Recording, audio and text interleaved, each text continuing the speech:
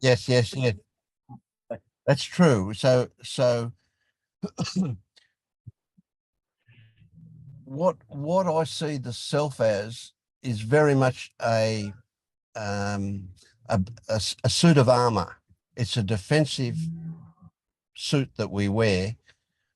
So when you respond to something in a defensive way, you're selfing,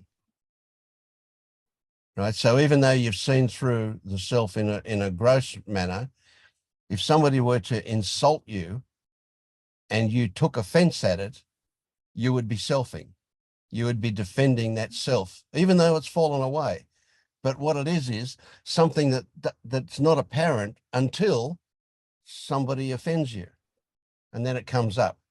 So we get triggered, and these triggers show us habitual things that we weren't aware of. And we're looking, as we go through the fetters, we're looking at getting rid of all of these little bits that were hidden, where we still do selfing, and having a delusion of a doer is selfing big time.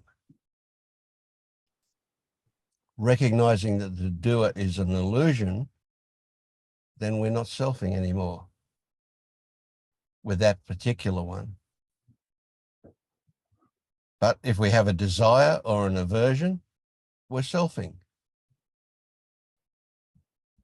There's lots to work on, always lots to work on, until at some point. So when you get into the 6 and above fetters,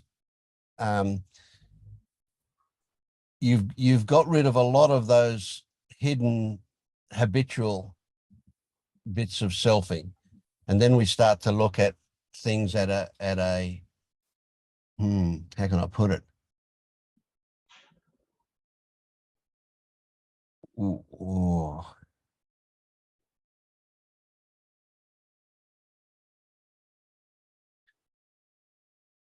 We get into more existential stuff. We're starting to look at the existence of form and formless and so on. So yeah, don't worry about that at this stage. But it starts to get into much more esoteric stuff, and that's up there somewhere where what you're expecting to experience, or what you mentioned that you were expecting to experience, will start to happen for you. So it's a little bit down the track at the moment. So yeah, just relax, and just enjoy it. Yeah. Actually, I already had a glimpse of it, because I've been working on this for 2 years now, and I didn't got a stream entry, so I thought, wow, let's drop some mushrooms to see if Yeah. this is gonna help. So actually, I had planned, I bought them from the internet, and actually stream entry happened when it was I was about 4 days to do it. So it happened, stream entry, and I had a free issue, but I said, well, now I already spent money on them, they are here, so let's just do it anyway. And I did. I took 6 grams of dried mushrooms, and I weighed about 70 pounds. I'm sorry, 70 kilos. And the first 3 hours was just pure madness. I could convince myself of the most absurd things. So this was the precious thing here. This was the trick. Then I understood how they work, how psilocybin work. It actually makes your mind so malleable, so pliable, that it believes everything it says to itself. So when this was seen, then all assumptions I had dropped. I just dropped everything. And when I dropped everything, it was like I completed a cycle. Like I was insane. Then I was so insane that actually I got sober, but with the substance in my system. And here it was when the fun really began, because then I was grounded in my senses, in my sense doors, and I realized that I could stretch the arm or the perception. Yes, everything was so malleable. But actually, it wasn't I doing it. It was a co-creation. It was the label, I was doing it, but it was the thing doing itself. So I had this glimpse of non-duality. It was quite fun, actually. And the treasure I got from this experience is, do not believe any narrative whatsoever. Be always grounded on your sense doors. Always. Absolutely. Yeah. Never believe it.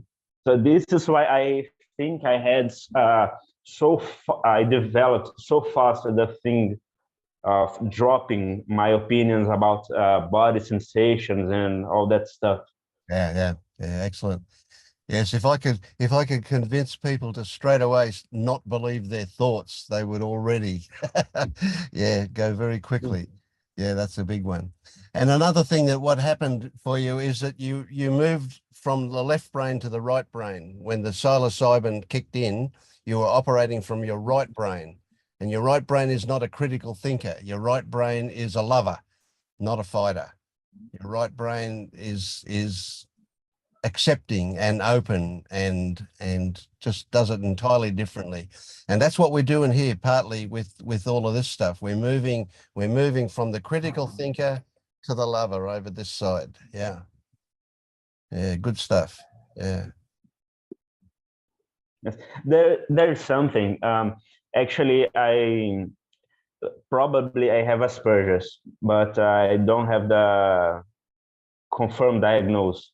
And so I have a lot of fixations. When I like something or a subject, I'm all about that, you know. Yeah. And this is what happening now with enlightenment, you know. I'm a fanatic meditator. I meditate at least 3 hours a day. I like doing retreats and all that stuff. And there's an urge to talk about it with other people, to tell everybody about it, but not about, oh, I'm enlightened, I'm at this place in the journey. No, it's not that. It's about talking the topic in itself. So sometimes I got quite confused. Oh, am I just selfing? Is this, you know, just my ego talking, or is just the how things work, free flow? I question myself a lot about this. Yeah. And that's a big one too. So question yourself, but don't chase answers. You don't need to answer those questions. The questions themselves can live by themselves, and that's great. That's really good to question, because that's an investigation. But you never know what you find. Whatever you find is an interpretation. Yeah, more mental stuff. So yeah, good stuff. Yeah, that's good. Yeah. Actually, I think maybe it might be both. And what's the problem about that? Because I already realized that sometimes we are so fixed with this thing of detachment. But let me give you an example, like the one before. We are trying to lose weight, but then we are going for a very caloric dessert. You know, you have two possibilities. You keep with your plan of doing the diet. Oh, but that's selfing. That's attachment to a desire of losing weight. Or you could eat a dessert. Oh, but that's also an attachment to having pleasure at that moment. So, you know, then you begin that selfing is just a narration. Everything that you're going to do, you'll be fine. You're just, you know, going along with it. The problem is to not get fixed with, oh, I should have done that, or Absolutely, I should have done different. You know, that's the thing. What is meant to happen will happen. It does not has anything actually to do with your will. And what is the will anyway? Is just the sensation or the story you're telling about the sensation of what you want to do. Yep. And if selfing happens, there's nothing wrong with that. The important point is when you realize that it's happening. That's the fulcrum for change. That's where things can different. And so beating yourself up because selfing happens is more selfing. Just like your dessert story. That's a great story. I love that. Yeah, there's no way out. Right? All you can do is recognize and laugh.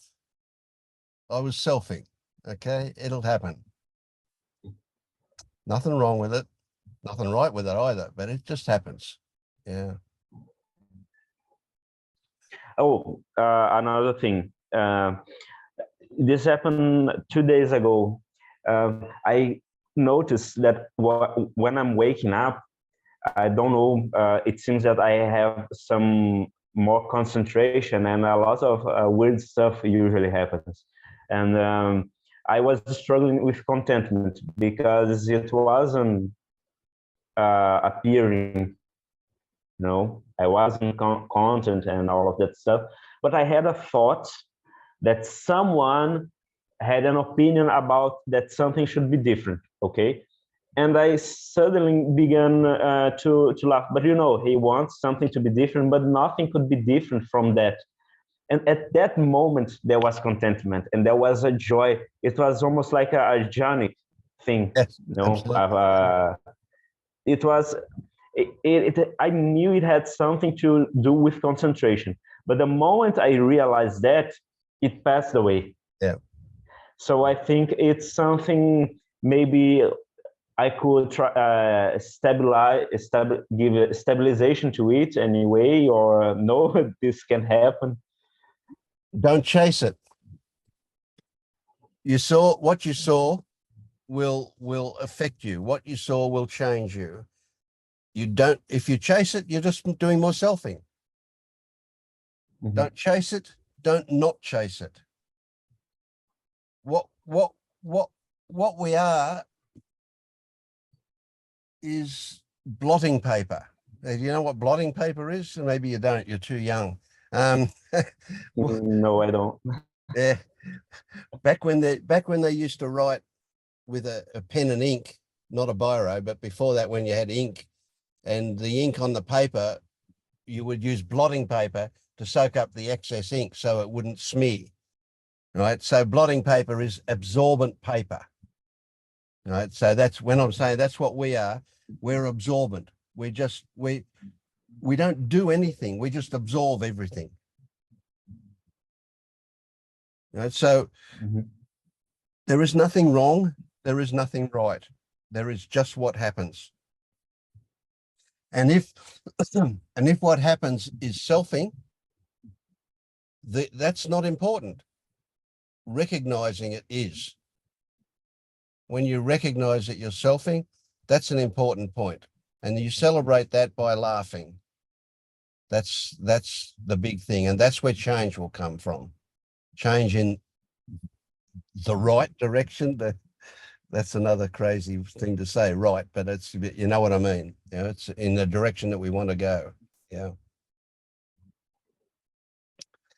Yeah. Okay. So let's talk to somebody else. I'm Sure.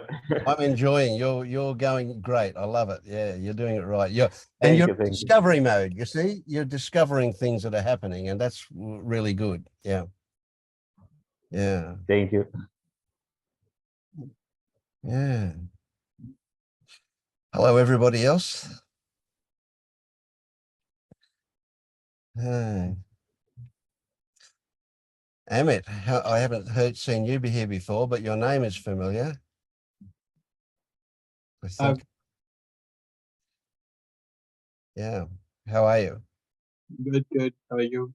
Good. How are you going on this journey? Yeah, no, it's going good at the moment. Working with FEDA 4 and 5. Oh, yeah, great. Yep. Yes, a lot of push and pull is gone. It's just on autopilot at the moment.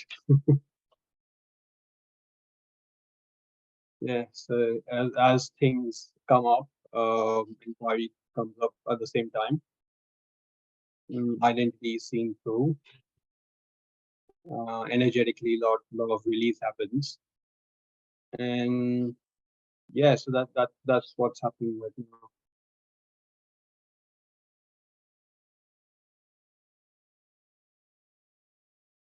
So are you happy with where you are?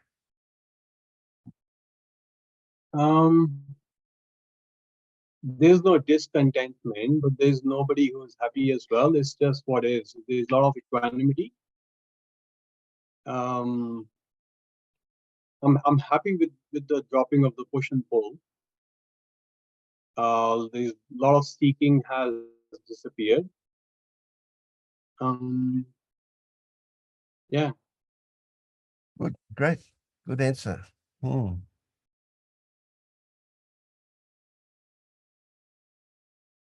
So why are you here? What do you expect to get out of, well, what do you hope to get out of this?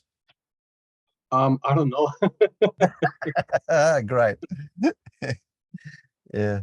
I'm just wanted to listen in and just see what other people are, and see if my experience of the current wants and desires and ill will is matches up with other people's experiences, and how they look into those. And yeah, there's no particular Yep. intention. Okay. I got you. Yep. So what? This is a bit of a trap. This one, seeing how others. It's good value, food for thought, and stimulation and responses and all good stuff. But it's also a potential trap to compare Yeah, yourself to others. Yeah. absolutely. Yeah. Yeah. Yeah. Good stuff. Yeah, I'm glad you're here. Yeah. And look, all of you, don't be polite and wait for or ask permission to talk. Jump in, and I don't care how uh, funny words. I don't care how far along you are on this road. Whatever you say is going to be valuable to somebody. There's only a few of us here, but there's a lot of people that are going to watch this recording and will get something out of what you say, regardless of where you think you are. So, yeah, do jump in and be helpful. Yeah, if you can relate to what somebody says, then jump in. Yeah. Yeah.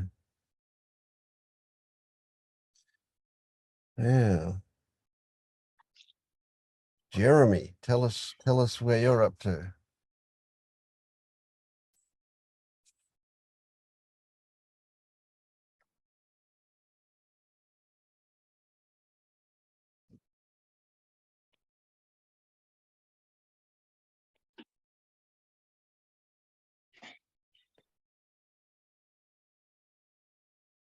Excuse me, finding it so interesting how much more aware I am of when I think I mentioned this last time, but it's still it's still so surprising how much more aware I am of when I've got a belief or assumption that has been activated, triggered. Yeah, great. Especially when it's things that haven't come up before since I've started working with this, but things that I know have happened prior. Mm-hmm. There was a conversation this week with my team at work, and I was feeling some frustration during the conversation. I had shared an opinion that was, I guess, counter to what my team lead had said, and it was it was as if I was kind of being piled on by sharing this opinion, and I was feeling so defensive in the moment, and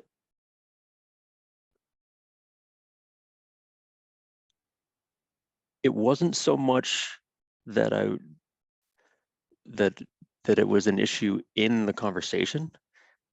It was that it was how easily I could tell after the conversation, throughout the rest of the day and into the evening, how it was continuing to come up into my head. And in the past, I would feel stress because of that. And now I was much more curious about what is it in me that is so bothered by this. And I just found that I found it a lot more playful Yeah, great. to play with it instead of being so troubled by it. Yes, And yes. almost a little bit of appreciation for having a new thing Yep. to Yep. investigate. A new toy. I love it. I love it. Great. Yeah, that's great. Yeah.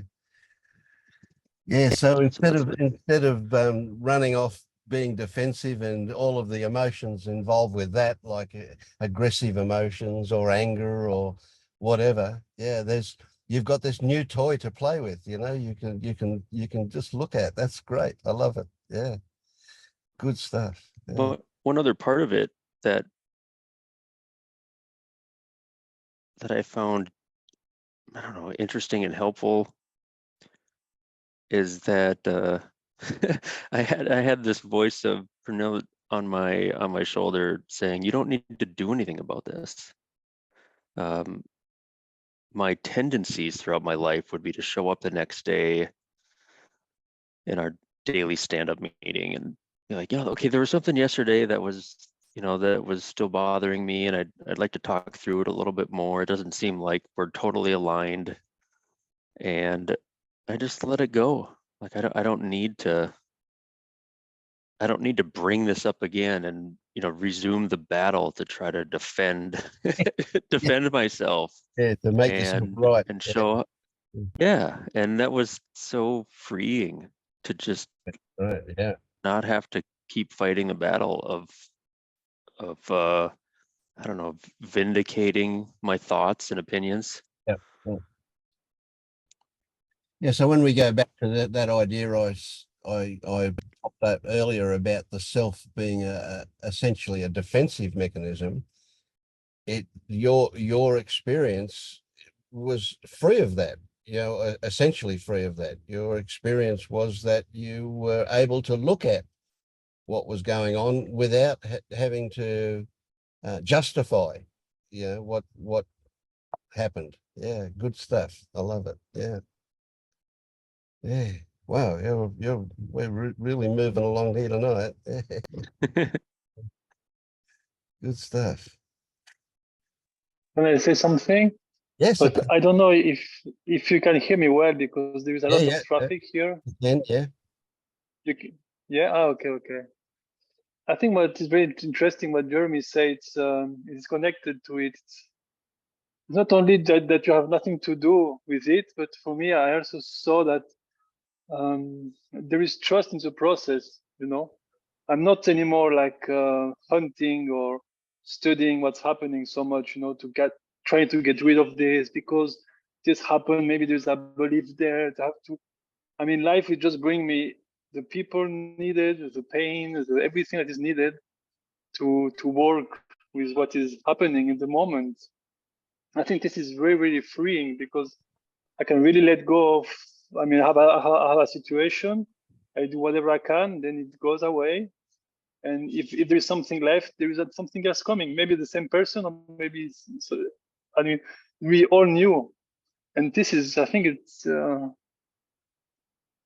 great because for me, it's like really building trust in the process, whatever you name it, awakening or then further or whatever it works for you. But it's really building trust in life is my experience, and what is happening is exactly what I need to do in the moment. So if I'm in a park, I'm feeling expanding, and that's it. This is it. Well, this is what seems to be. That's fine. And after you seem like shit, and you are no, I lost it because my wife or this happened. I now have disease.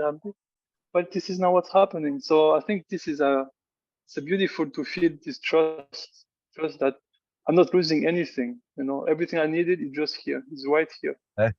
So this is it's very interesting. Yeah. Yeah. I really enjoyed what Jeremy said, because it actually clarified something that has been going on here. So I just put myself out there last week on a dating app, and boy, does that bring out selfing, because, it really like full Yeah. on brought everything I grew up with. My looks, and I'm too fat, and I'm too old, and I'm too ugly. And whoa, it got all of that on. And I was really struggling. And that's why I've also been missing the meetings. Because I'm like, oh, I'm back. It's all about me now. And I'm feeling rejected and all of that. So you saw it though. When did you see it? Did you see it while it was happening, or did you see it afterwards? Afterwards. Yeah, yeah. Afterwards. And actually it was when Jeremy was talking, was when I could really see it. Yeah, right. It was only the moment he was talking. Otherwise, I was still so caught up. And then as Jeremy was talking, I was like, wait, what? It's all in my head. It's all in my head. Yeah. And that also then strikes that, if I had to put myself on the fetter map, that yes, probably I've already now started working on the 4th and the 5th fetter. Going by what David, you're saying, like life now is bringing situations and mirroring stuff that I can now start working on the 4th and the 5th fetter. So now it is selfing about, how I want to be perceived, whether I want to be accepted, rejected, what do I want, don't want. So, these meetings are so valuable, because something somebody says in their context really triggers some process in you. It's beautiful. And that's I can see why Amit is also here, because this is valuable, just hearing, listening to other people. Yeah, thank you, Jeremy, David. It opened up this for me. Thank you. Oh, good So stuff. that's where I'm at. I want to say thank you, Shahinin, for sharing, and thank you everyone here. For me, it's I feel really great value in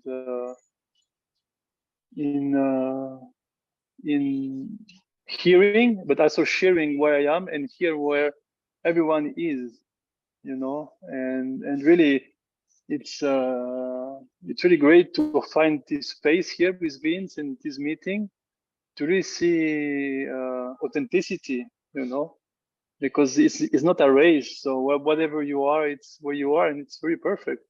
Yeah. And wherever I am, it's also really perfect. And I think it's for me, it's very valuable, and I really enjoy, and I really appreciate people who speak and put themselves, in front of everyone which is listening, and I live this, I'm that, and I really appreciate. Yeah, I really enjoy it. Yeah. Yeah, good stuff. Yeah. If I can share where I am now, I will take space for that. But now I am traveling around with my family, with my partner and my son of 2 years, and we arrived in India yesterday. Oh my God, India is something. I mean, there is video, there is images, there is talking, but being here, it's something else. I mean, really. And for my wife, it's impossible. It's just it's too much for her.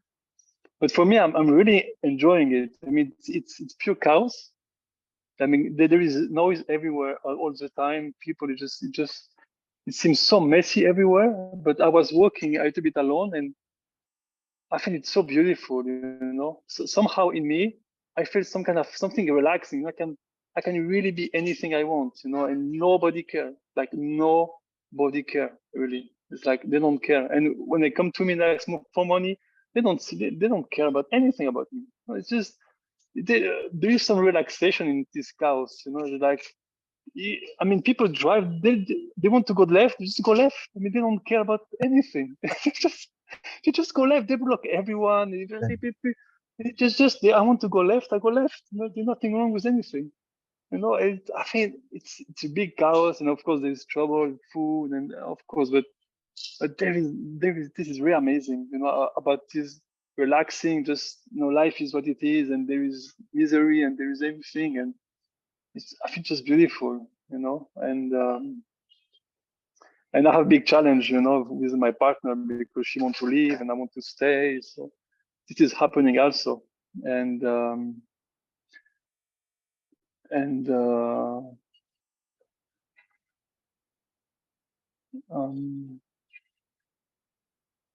I still believe for me now the biggest challenge is really relationship with my partner. This is where I mean it's very intense. It's very intense to travel and to make life and choices with someone. And what I find very beautiful for me and very different, it's my commitment is to stay in the relationship, like no matter what, I'm staying in it, and somehow it really changed. It changed my way of feeling, because now when I feel something very, very difficult with my partner, directly I'm not going, this is not going away. I mean, my emotion and what I believe is not going away. I mean, I cannot just delete this person and leaving, no. I will have to work with this, and in this there is some kind of relaxation, like, okay, so if I have no choice, I can relax, and let's see what happens, let's try to negotiate with it, to feel the emotion. Yeah. So David, and, yeah. I imagine that you're fairly established in this path. You know what I mean? That's not really a good way to put it. How do you I presume that your wife, your partner, is not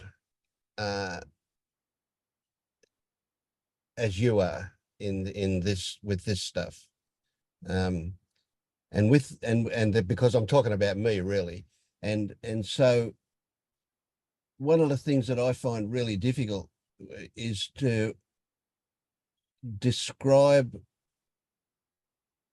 what this is about if it comes up. So mostly I don't mention this with my partner, with my wife, right? But it comes up from time to time, and it's absolutely impossible for me to explain to her anything about this.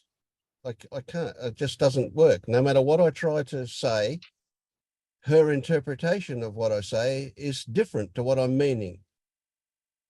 And I have to accept that. I just, there's nothing but acceptance. So if I say I'm doing something because she wants it to be done, she feels guilty because she thinks that I'm giving up something for her. When in reality, I'm happy that she's happy, even though it might not be the way I would go if I were by myself, or if I had my, if my desires were important enough for me to chase them, but they're not, so, but there's no way I can get what I actually mean across to her. I have to live with her not understanding, if you know what I mean. Yeah. For me, it's really similar. I don't talk about this to anyone except in meeting, or if someone asks me, Yep. like really asks me, like we are in one-to-one and there is space and what's happening, and otherwise I never talk about it Yeah, anymore. well, nobody can understand it. That's the It's trick. just- Yeah. Yeah, I mean, there is very few people who can understand it, and even if people understand you very well, if you talk long enough, you will start to feel like he's not getting anything, because Yeah. when you go deeper, it's so personal that at some point it's the word and everything is just very personal. So if even talking with someone, a master or whoever, you will feel that it's not the same, but it's not, who Yep. knows what the other is experiencing. So But if it ends up, sorry? no, I say, so if it ends up that you go because she wants to go, how do you feel about the fact that you wanted to stay? Well, this is a dance, isn't it? This is a Yeah. Yeah. where Perfect. is because there is placing healthy boundaries. I mean, selfing to me it's a healthy process. Otherwise, you can't even speak. I mean, you are like kind of autism. Like you are here, but you exist in a different conceptual level. And I don't know. I mean, if you are kind of healthy human, you that's my perspective. You must have some healthy boundaries. Like I want to avoid the bus. I wash my teeth. I mean, I eat what kind of healthy food I can. It's kind of, for me, there is healthy boundaries. And, I close my door, and if someone want to come and take my TV, I have no desire on my TV. Yeah, but it's my TV. Can you just let it there? So there is healthy boundaries. So this is a big dance, and I'm sorry, but I'm watching a monkey. There's a monkey on the window. I mean, I never saw this in India. It's just, and excuse me. I don't know what's happening here. I have no idea. But for my wife, what is the main difficulty I have, because for her I cannot speak, is for her, she's in fear and she wants to leave, right? And I say, I understand your fear. I can understand it. Of course, I can feel also stuff. I'm not. I feel. There is stuff happening here, and it's kind of intense. But I want to stay. And from her perspective, I am egoist. Yeah. Because I'm not in fear and she's in fear. So we must do what her fear is telling you. And she doesn't feel understand. She doesn't feel anything. So I have difficulty to communicate to her that I understand that she's in fear. I respect her emotion.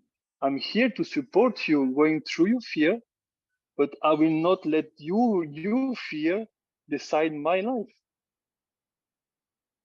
That's just what I'm trying to express to her, and I am in relation with you, not with your fear.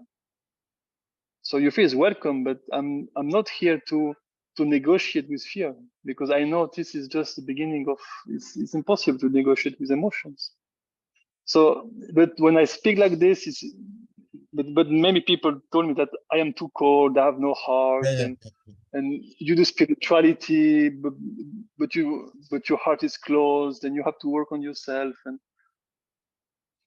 yes, man, yeah, they're right. Maybe from a perspective, I'm very cold, and from another, I think I'm very honest, and I think truth, it's brutal, if you're not ready for it. But yeah, this is a challenge I have with my partner. It's about this. It's about how to be with emotion without kind of giving completely to it. This is a dance that if people are in this process, I guess, like all of you, you know how to handle your emotion and at the same time kind of seeing the situation as it is, like kind of in a more neutral way. And I think for her, everything is mixed up. So yeah, that's where I am. I don't know if someone has something to comment or after that, I'm welcome to any criticism or help. It's very Thank you. Yeah. welcome. Yeah. I see Flavius was very, very active there.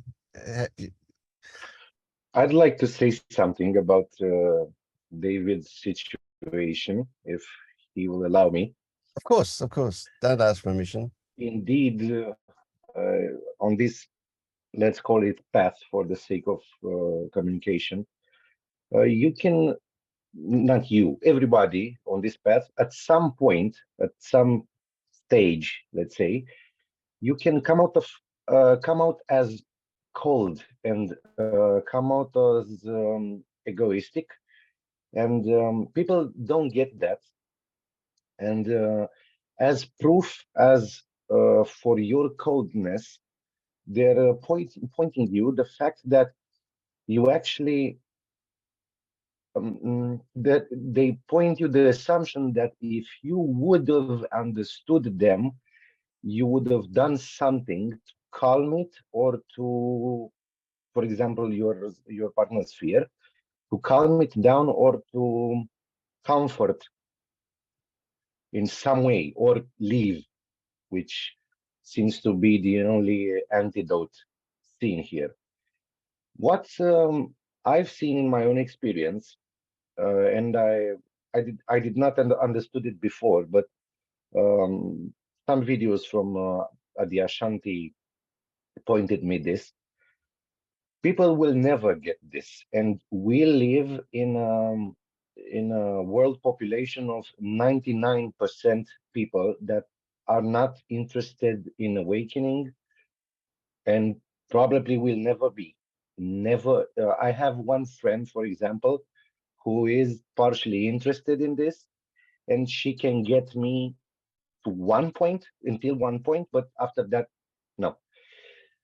From that point on, when understanding just gets blocked, or you're left out of words, I found out in my direct experience that it's fairly the case to try to put yourself in that woman's shoes, a friend, a family, doesn't matter, and try to remember, so to speak, remember how you would have spoken before this path began.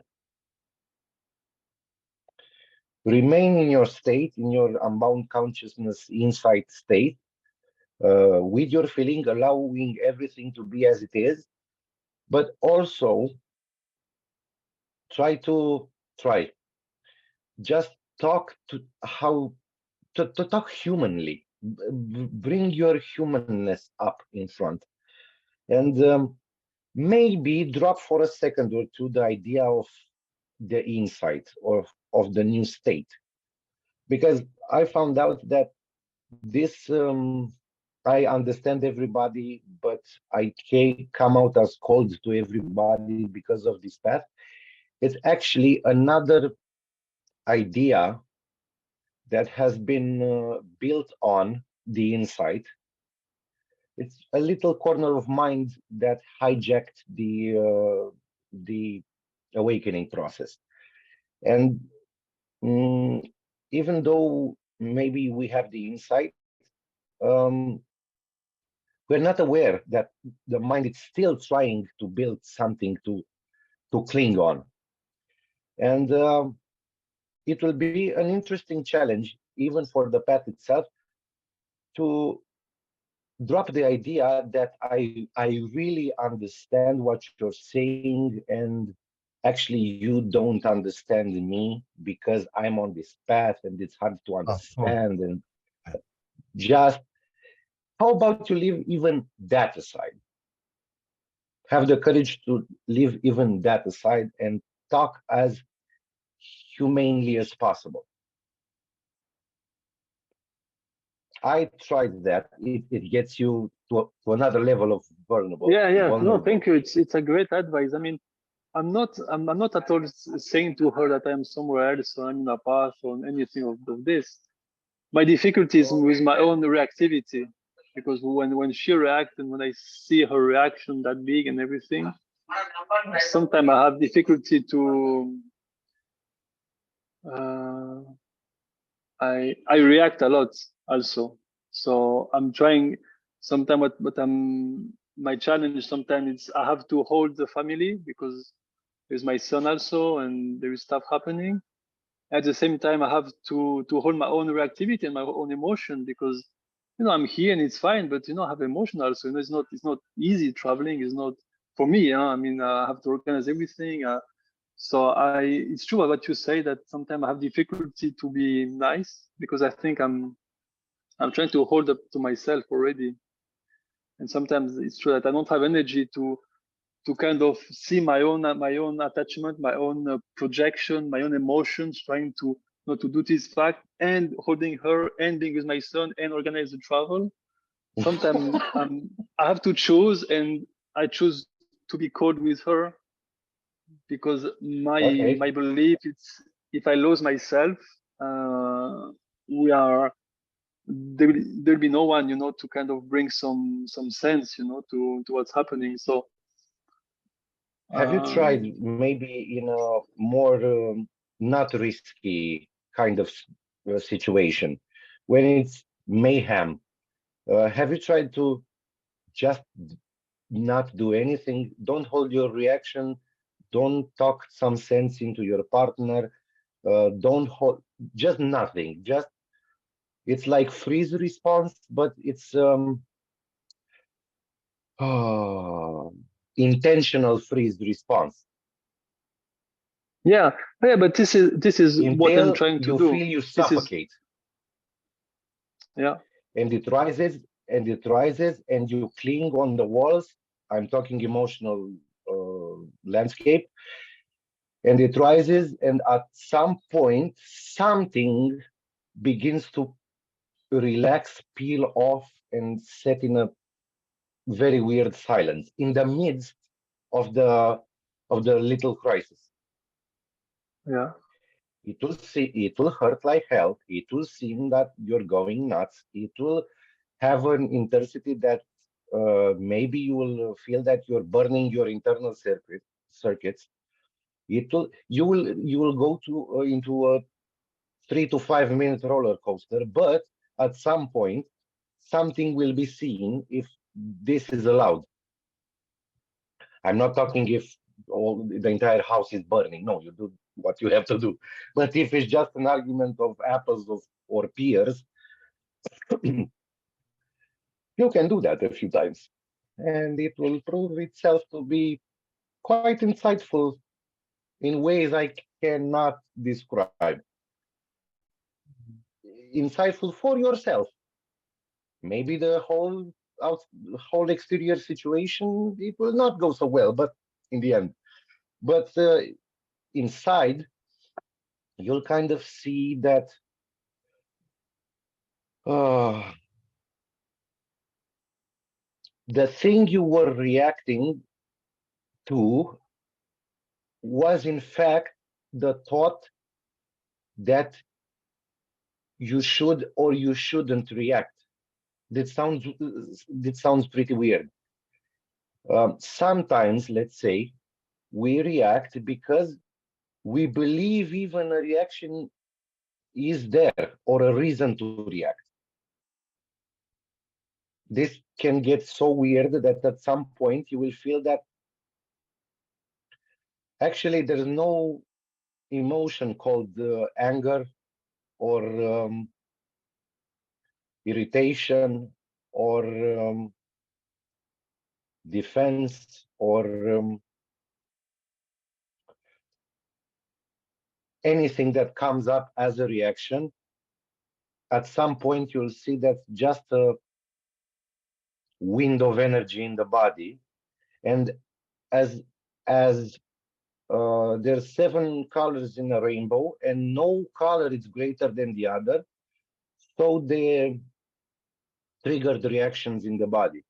There's no yellow is not greater than red, red is not greater than blue, blue is not greater than green. There's just 7 colors. The only thing that's differentiating them, it's the fact that they are different, but they're not higher in quality or quantity. No, at some point you will feel this. The anger is as much anger is as lovely as compassion, or um, it might sound extreme, hatred and rage, it's as lovely as joy at some point. But this insight has dawned when I've really let everything happen in a midst of a fight or a little crisis, and not react. Like like the intentional freeze I was telling you about. I just froze, breathe in, breathe out, breathe in, breathe out. My face was, of course, was changing. My body was twitching. I was having all this kind of, even I teared up of anger, and I was not reacting, but very attentive to the internal movement of waves of intensity, rage, anger, like a swarm of, I don't know, snakes were moving inside, and electrical snakes, something like that. At some point, it felt warmth, electricity, movement after movement, with no logic whatsoever. And at some other point, it felt like they were just, this was pointless. When the mind calmed down, it could be seen that all this reactivity is just another color of the rainbow. It's actually nothing to struggle against, nothing to resolve, nothing to really take seriously. There's no real consequence of fight on apples or pears. Experiment. I experiment with that, and I think you'll find it very valuable. A few times, 3, 4, 5, 7, 8 times. Thank you, Flavius. That's it.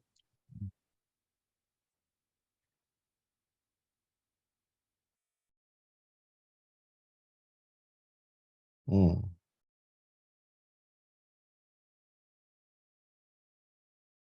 One of the traps I see in these situations is to try to achieve a certain outcome rather than just be present. Yeah.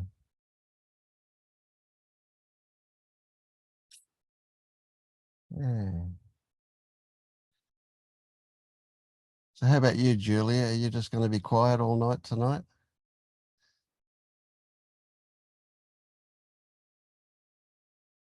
No, I talk. Good. Yeah, for me, when I'm here in this meeting, I try to listen to what is to what the people talk, and at the same time, don't listen to my thoughts. And this is exhausting, but I'm glad that I can do it here, because otherwise it's with other people in my real life, it's not so easy to do this. And yeah. I like that. I like your real life. What did you say? I liked it when you said your real life. Yeah. that was funny. Yeah. There is another life, yes. Yeah, the last days I try to, like always, go to the senses and to hear sounds. And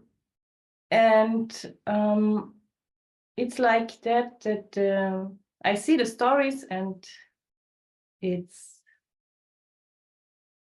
often hard to see them, bad stories and so on. But I let them be there, and then there is more the sound present. And what happens then is I hear the sound, and then my thoughts are not talking about yesterday or tomorrow, but they are starting to imitate the sound. Yeah. Like in real time. You know what I mean? Yes, yeah. So you come into the present. Yeah, but I'm still listening to the thoughts and not to the sound. Ah, The thoughts that are imitating the sound. okay. Yeah, that's interesting.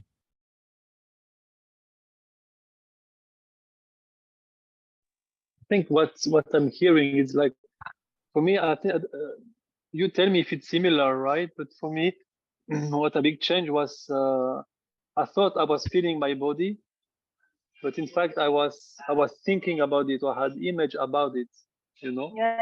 But now I can Mhm. really feel the sensation. Like, this sensation is not a hand. It's really unique. It's just, so I can see this layer of thought and images kind of mimicking the body. So I don't know if this is similar with sound. That's kind of similar what you are saying, that there is actual sound and there is what thought kind of imitate that seem like sound, but it's not sound. It's completely different. This is what you're talking about? I mean, similar? Yeah, I don't know. yeah, exactly. So when I'm hearing sounds like electro oven or clock or something, then my thoughts are going or are imitating the thought, like me, and then I'm listening to the thoughts and not to the sound, and I recognize that, and I always switch, but it's the mind is so clever. It's yeah, when it happens, yeah, it's astonishing. Yep. So the really important thing is that recognizing what's happening. And because you can describe it like that, it's obvious that you do recognize it. Now, sometimes you won't recognize it till afterwards, and sometimes you'll recognize it when it's actually happening. And the trap is to say it shouldn't be happening. We should be doing something different. Yeah. Yeah, But and it's not but so easy. the real gold is in recognizing that it's happening and not having an opinion about that. It's not neither good nor bad, right nor wrong. It's none of those. It's just happening. And that recognition of it can often be all it takes to change it. Yeah. Mhm. So the moment you recognize that you're not hearing tick tock, but you're hearing the thoughts saying tick tock, guess what happens? You start hearing the clock and not the thoughts. The moment you realize, is that something you experience? Yeah. Mhm. And when I really hear the sound, it seems like it only happens millisecond or something. Yep. But then I have the feeling that I really hear it. Yes. Yep. And it takes practice too. And when yeah. you're really hearing the sound, and I mean really hearing the sound, you become the sound. When you're really hearing the sound becomes more than just input into your ear. It actually becomes sensation as well, and maybe even color, and all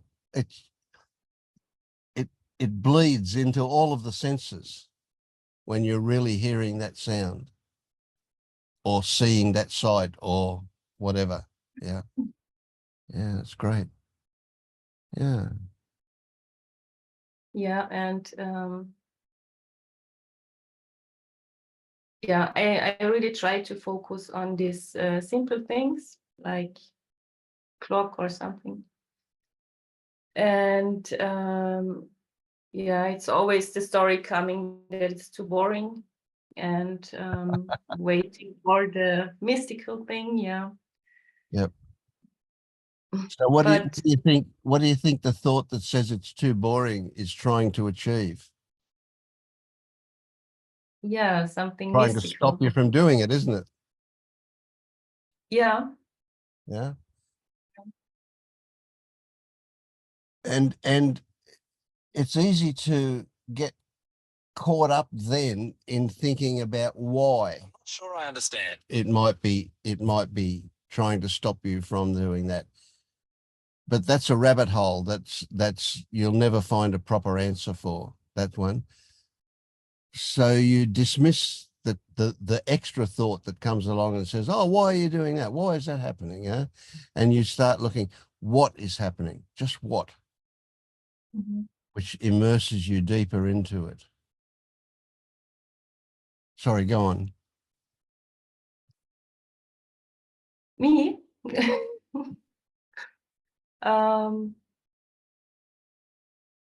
Yeah, I have another question maybe. So when there are different stories that I don't like and I don't like to see, but I also have the feeling, okay, I should see them and work on them. I'm not quite sure, because on the one hand, I don't want to give too much energy to this, because it's these are all these bad stories with judging and so on. And I have the feeling if I give too much energy, then it's becoming more than it's than it is actually. Yep. And on the other hand, I don't want to bypass this. So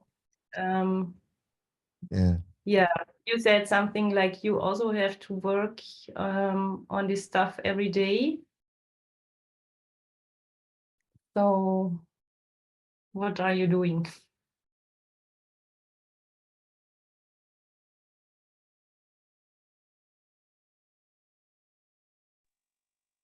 Can I say something? Yes, of course. I found out in my experience two approaches to both of the things you spoke about, Julia. First, when I tried with a total beginner's mind, I didn't even knew what I was doing. I was trying to surprise the true nature of things, of objects, in the first half of a second when I lay my eyes on something. And I have done this practice for an hour or two, maybe. And when I got home after a long walk, um, I've seen that also spills out into sound. When I've closed my eyes and tried to take a nap, I was hearing sound with a surround effect. It wasn't coming from a source. It was coming from all at once. And it wasn't closed in a bubble, like this is the sound of a bird singing. It was just waves of thing. I didn't, it's like for a second or so, I didn't knew that that was even sound, called sound. And I think months after this, I got that any practice with the senses, if you like it, can spill into other practices. For example, if listening to the sound and trying to get the labels of sound, just hearing it until you melt with it, so to speak. It's not, you're not trying to do anything, just hearing the sound.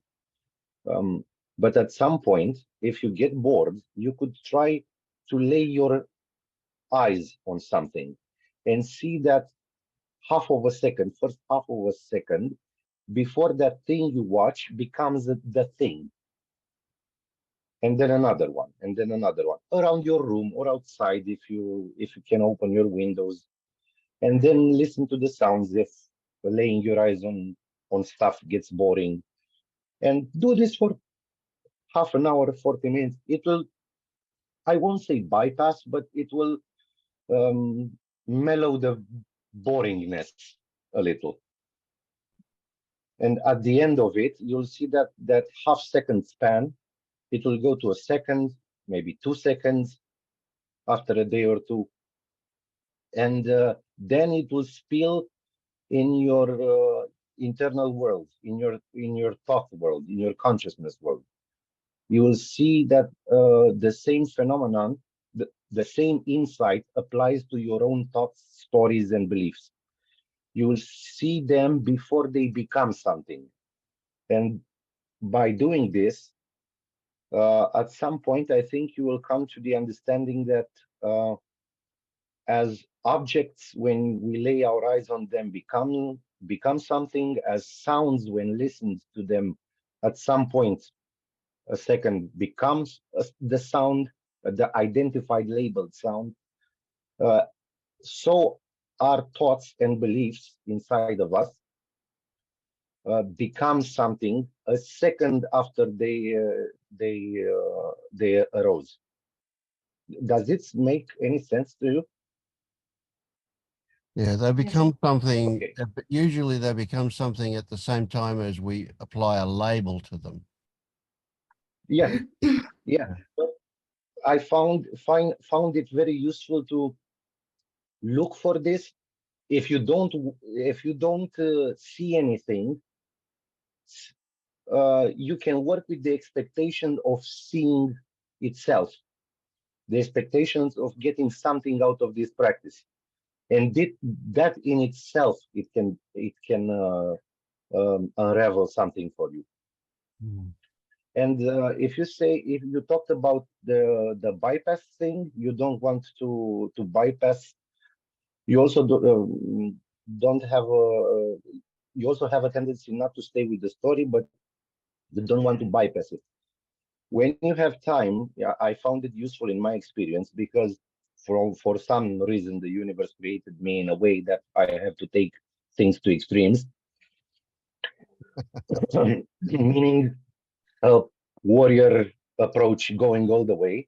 At some point, if let's say a thought comes, judging thought, a guilt thought comes, I'm doing this so bad, I don't know, cooking onion or something, whatever suits your experience.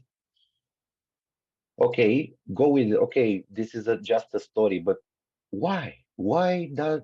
How does this judgment feel? And go further.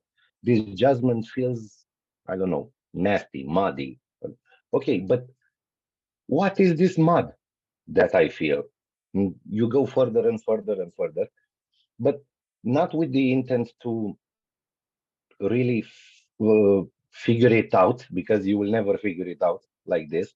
You'll at some point you will be just looking for labels, continuing the road, label after label after label. But at some point, I think you will find very interesting that no matter how uncomfortable or painful it gets, if you have an hour to spare in this, and you feel, let's say, in comfort and does not disturb you from chores or something, or job,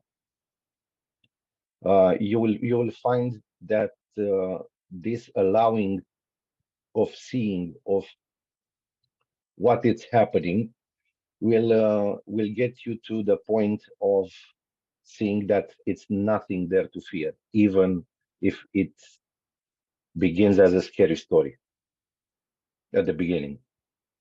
Of course, this might not come in a day or two or three, maybe in 15, I don't know. But in my experience, that was valuable, and maybe, I don't know, you'll give it a try and it will unfold something for you. That's it. No more comments.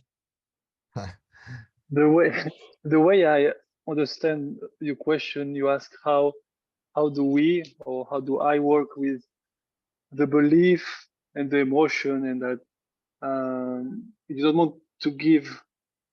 How do we do to give to pay attention to the story, but not too much, because you don't want to give, but all of your energy, but you don't want to bypass the story either. So this is David, you I didn't hear you. can you hear me now? for 1 second you've muted, but I don't know why. Yeah. Okay, sorry. Now what I'm trying to do, it's two things mainly. The first one, I take responsibility immediately for what's happening. The sense like whatever the story is, the emotion, it's in me and is my responsibility. So I try to cut the emotion, kind of this impression that, you know, the other is responsible, you know, or my work, or my boss, or my flight, of my neighbor. My neighbor is responsible of this emotion I feel, you know. I try to cut this. No. Whatever I feel in me, it's my emotion. It's in me, and it's my process. It's my responsibility, and I am responsible for that somehow, you know. But this is what I'm trying to do. I try to take responsibility of the emotion. I try to feel it the most possible I can. And second, I try to differentiate, but differentiation. Like, you know, this is a thought, this is a sensation, this is a sound, and to really my experience doing this. And usually when I do these two things, after naturally kind of the event or the situation come back in a way or another, and somehow there is kind of a new way happening naturally, a new way of interacting or acting. It's open up. So I'm not working directly with belief and story. I'm trying to use them to feel the emotion, and usually after, because it always come back, and usually there is new ways to answer, new action that I couldn't see before. But this is what I do with my process, and I don't feel I'm bypassing so far. So that's what I'm doing. Yeah.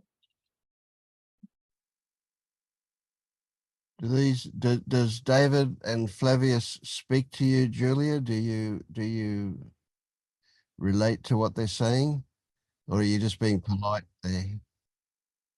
No. Good. Yeah, it helps. Yeah, a trap that as I was hearing you talk, I got the impression that you were attempting to achieve something. Yeah.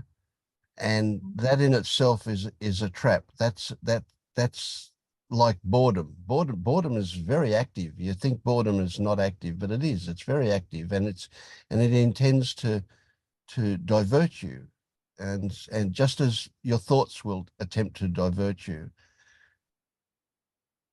from what you're feeling, always from what you're feeling. So that what you said earlier about, you know, anchoring in your sensations is very, very valuable.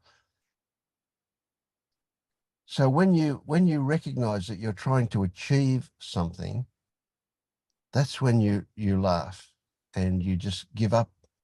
You don't need to achieve anything. All you need to do is discover what is happening. Don't look for why or how, just what is happening. And that's all. So don't worry about bypassing or not bypassing or making the story stronger or not. You don't have control over those things. They will do what they will do. And that's not even how it works. They don't do anything. What will happen is what will happen. Even that's not quite right, but it'll do. So if you have no control over it, what is the point of saying, I shouldn't bypass, or I should do this, or I shouldn't do that? Just watch what is happening. That's all you need to do. And if you intend to watch and it doesn't happen, then that's okay too. As soon as you realize it, that's the important point. So don't chase anything. Just watch. That's the best advice I can give you. And even that will happen or not happen. You can't really do that either. So if watching Yeah, happens, yeah, go on. I think that, or I know that there is fear Yeah. behind all these stories. I Yep. I So, see. so is that fear something you experience or something you think? Both. Yep. Okay. So forget about the thinking part. What is your experience of that fear?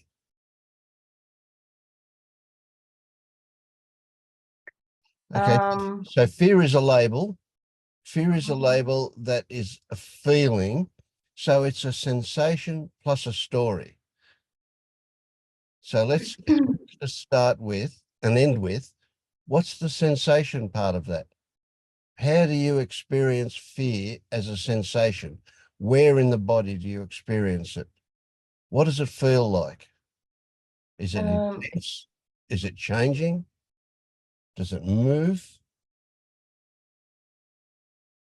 It's often the feeling that I cannot breathe. No, no, that's a story again. Where's the sensation in that? Yeah. Yeah. So if you can't breathe, do you have sensations in your chest? Yeah. Is it your chest and does that in your throat? Okay, yeah. So feeling like you're being choked? What's choked again? Choked? Oh, Okay. Yeah. yeah. A constriction in the throat, yeah. Yeah. Yeah, it's all very tight here, and Yeah. Yep. So boredom is trying to keep you away from that. That's the purpose of boredom. Okay. So and this is the trick, when you get behind the labels like fear and you get to the sensation of being unable to breathe because of your throat and you stay with that, that may in fact produce more fear because you're getting very close to what it is you're trying to avoid. Does that make sense? yes, of course. Yeah.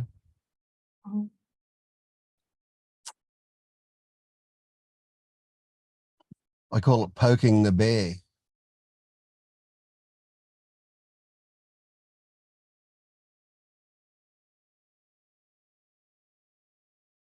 Just investigating that sensation. So choking, not being able to breathe, that's on top of something else again. It could be that it's stopping you from expressing something. It could be that it's stopping you from feeling something. It could be all sorts of things. And we don't need to know what those things are. We just need to know that they exist. So if we accept this sensation and examine this sensation,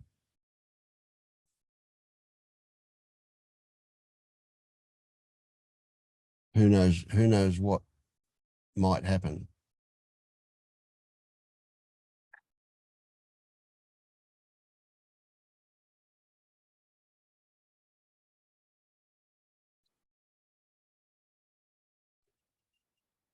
And it's impossible to bypass at this point. You can back out, or you can stay there, or you can go further. But none of these things happen by choice. They happen, or they don't happen. So we can just be curious as to what's happening. That's all, just curious. And every time thought comes along, just recognize that as something like the boredom. It's trying to divert you, to get you away from that. And if you allow that, the most likely thing is that at some point it will dissolve. It can only exist because it's never been examined. It can only exist in the darkness, if you like. So the moment you shine the light of investigation or examination on it, it will change. But it can be very frightening as you approach it. Just the approach is frightening. Once you do approach it, it'll be fine. It'll be something else altogether. But yeah. But don't push And it. I want to say, Yeah, go. I'm sorry. Yeah. No, I want to say because I have a very boring job, and it's very complex. But because I'm doing for a very long time, it's kind of I'm kind of used to. My mind is used to it. So I for years I'm working with boredom. So it's very interesting, and I I I agree completely with everything Green said. I just want to add something because we are often people who are in a non-this path. They are kind of kind of hunting, hunting the limitation, now hunting what is behind this, and it's great. But what I found out, it's like Vince said, because there is something that is too much, we get distracted and we put layers of defense. So boredom is one of them, and of course there is something behind, but you can approach it in the nice way also, like because often boredom it cannot exist in the realm of sensations, because in sensing it's a dimension like sound, like perceptions. When you're really it's a whole dimension. There is no boredom in it. It's beautiful. But because there is sensations that are too much for us at the moment, we just go away and we don't want to go into sensation. So one way can be that whatever you do, you can add sensing a part of your body that is comfortable, that is nice to feel. Just this. And after you can go on, just a little, just train like this, and you will train your system to go more and more in your sensation. And you will learn that your sensation all and the world of the dimension of sensation is not an enemy. Not everything is an enemy. They are part of it only. But if you try to go directly to, I want to heal, so I want to feel my darkest fear into my body, it can happen, but it's too much. So if you start to like a hot soup, you start in the in the border, like where it's comfortable, and after and what happens with the body naturally, like if you stay in something comfortable long enough, it will shift to something uncomfortable, and after there will be a dance, So I just want to add this, that I share everything Vince say. I'm just adding, like you can start with pleasant sensation also. You don't have to go straight into the your darkest nightmare. You can enter with the back door, and it can be very nice. It can be very enjoyable. It doesn't have to be like dark night of the soul. Why not? Can it be the rainbow night of the soul? Why not? Why do we build a painful path? There's no reason for that. I just want to add this possibility to the film. That's excellent, David. I didn't even think of that one. That's really good. Yeah. You can go close and just hover. Yeah. Again, though, not trying to achieve. Yeah, certainly you can have the idea of an achievement in the background, but don't make it the main thing. I've got to get somewhere. I've got to achieve something. That's just not productive. Yeah, that just generally just strengthens what you're trying to look at. Yeah. So how about you, Don? Are you relating to this stuff? Because I feel it's really relevant to you.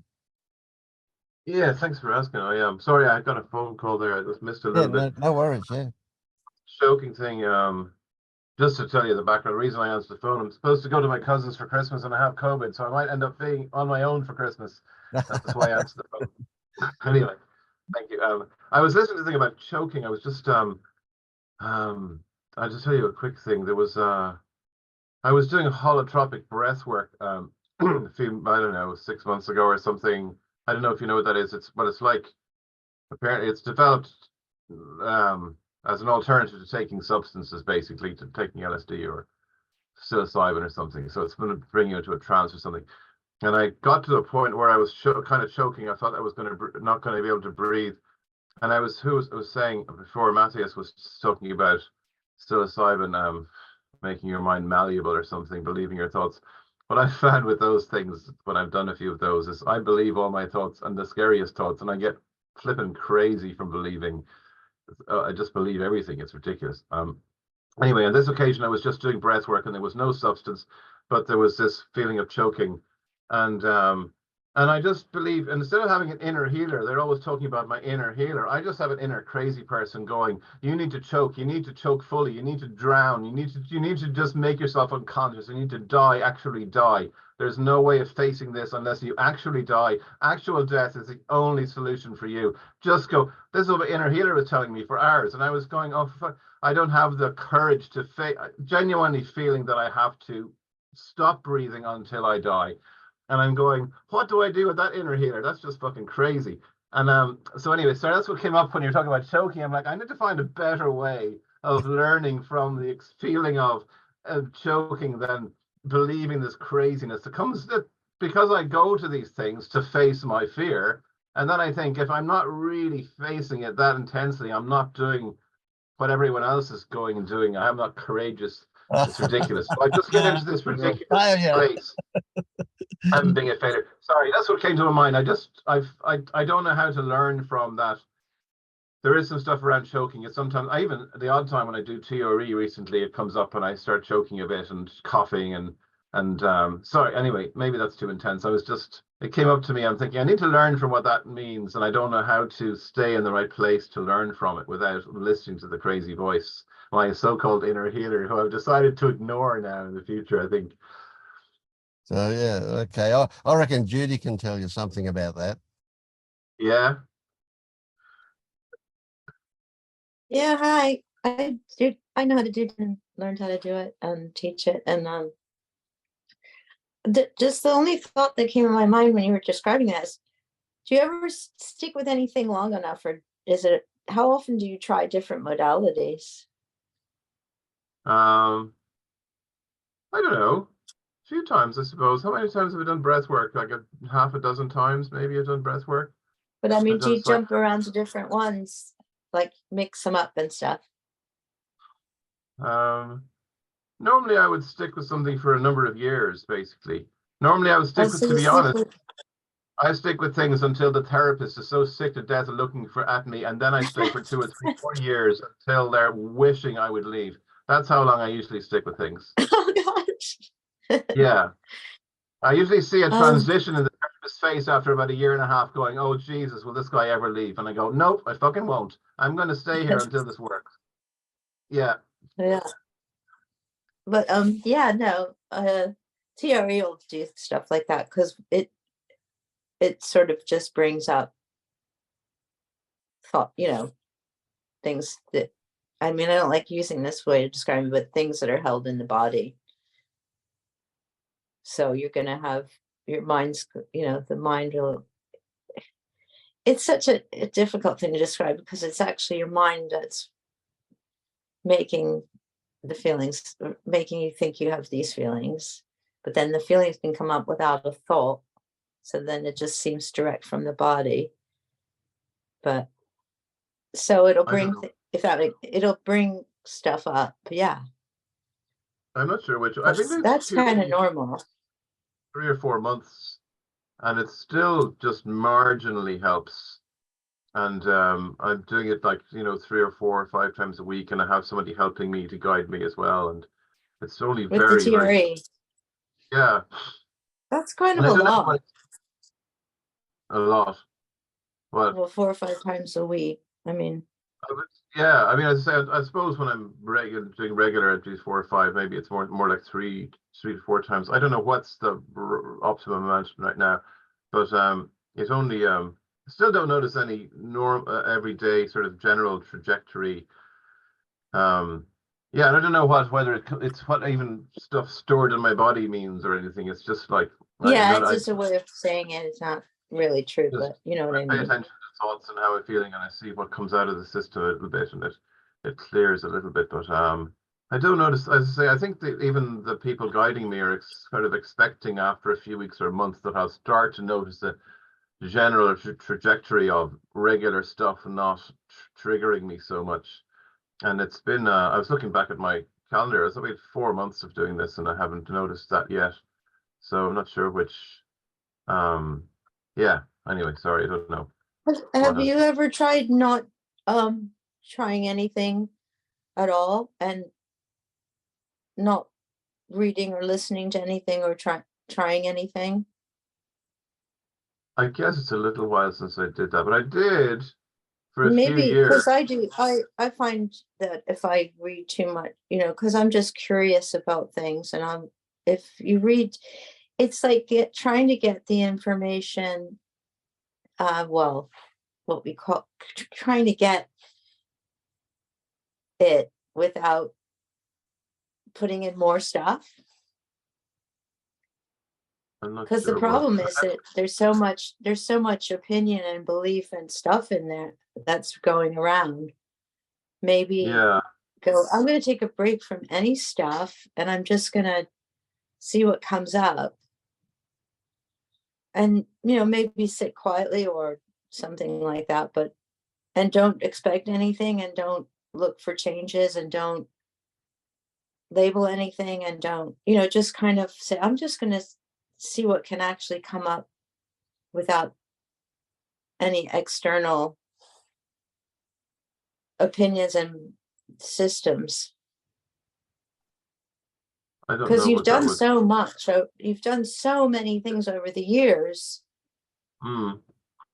that maybe it's time to go, you know, I might have this and just not even know I have it because I'm looking at so much other stuff. Maybe, do you know what I mean? I'm Does not. that make sense? I'm not sure at the moment. I would say that there have been years over the years when I got sick of doing everything and I just stopped and I thought I'm sick to death of all these things and I'm going to Yeah. stop. But I found after a while, like a couple of years later, I'd go, the same patterns are repeating themselves in my life. My lack of self-esteem and lack of clarity and depression and anxiety are still there no matter what. I have to figure that stuff out, I feel, after a while.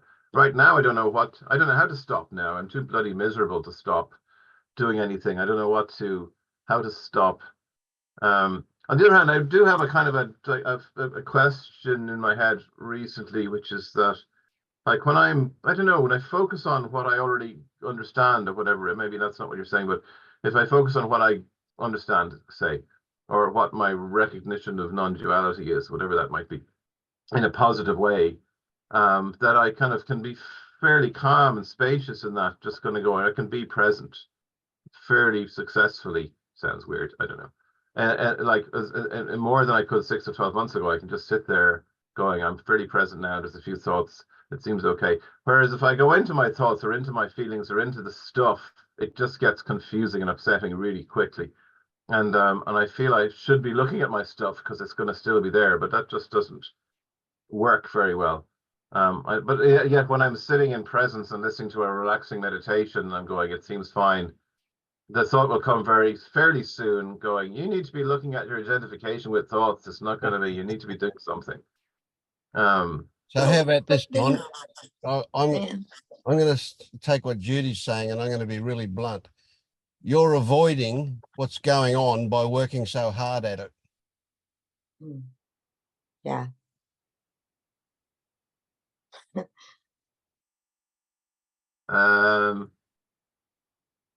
I don't know what that means. No, well, you won't. That's all right. And it might not be true either, Yes, you but do. I saw your that's the face. way it seemed to me, and that's kind of what Judy was saying, I think, too. You're working so hard, and that work is your way of escaping it, of avoiding it. Now she's saying do nothing, but she doesn't mean do nothing. Just stop chasing, stop looking for an end result, right? What you're doing is you're avoiding the present because you're living constantly in the future or the past, right? So in the present, getting present, it's doing is the problem. So if you were present, you would be accepting, not judging, not labeling. Oh, so then as soon as we get to that point, we're in sensations again. But can you feel a sensation without putting a label on it?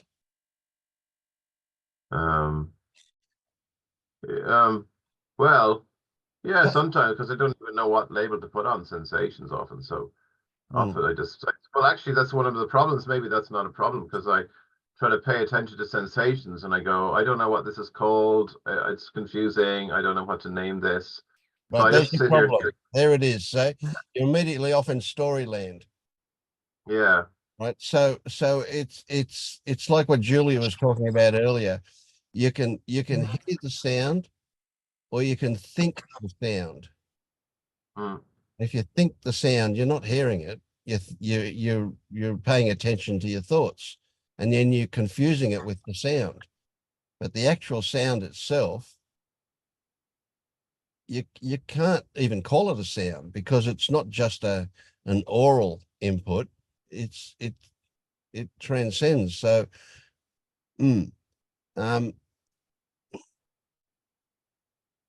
you're chasing something.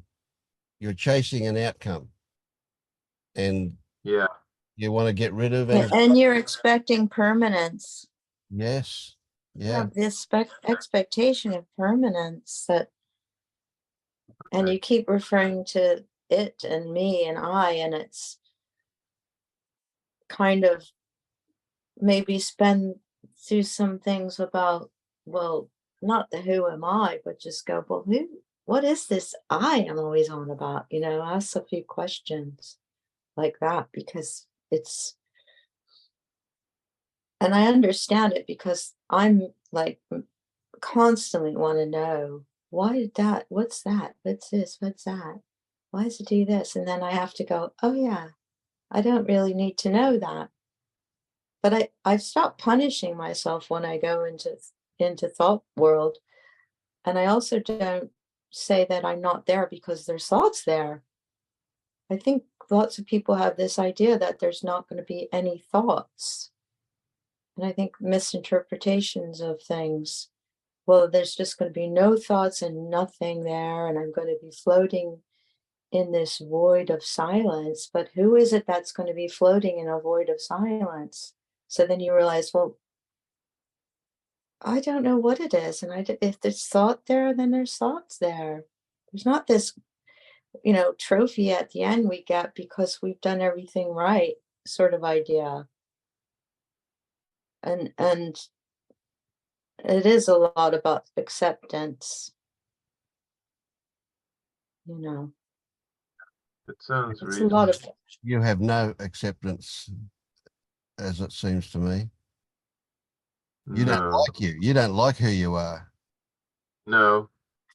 Or this, whatever is happening. And I also feel like one of my excuses for doing is that doing will happen anyway. Like resistance will happen, distraction will happen. I'll get depressed and I'll be thinking and blah, blah, blah. So I have to make an effort to come back from that, because that's so automatic. That's all I will end up doing. It's not you'll be getting depressed. It's just something that appears to be depression is appearing.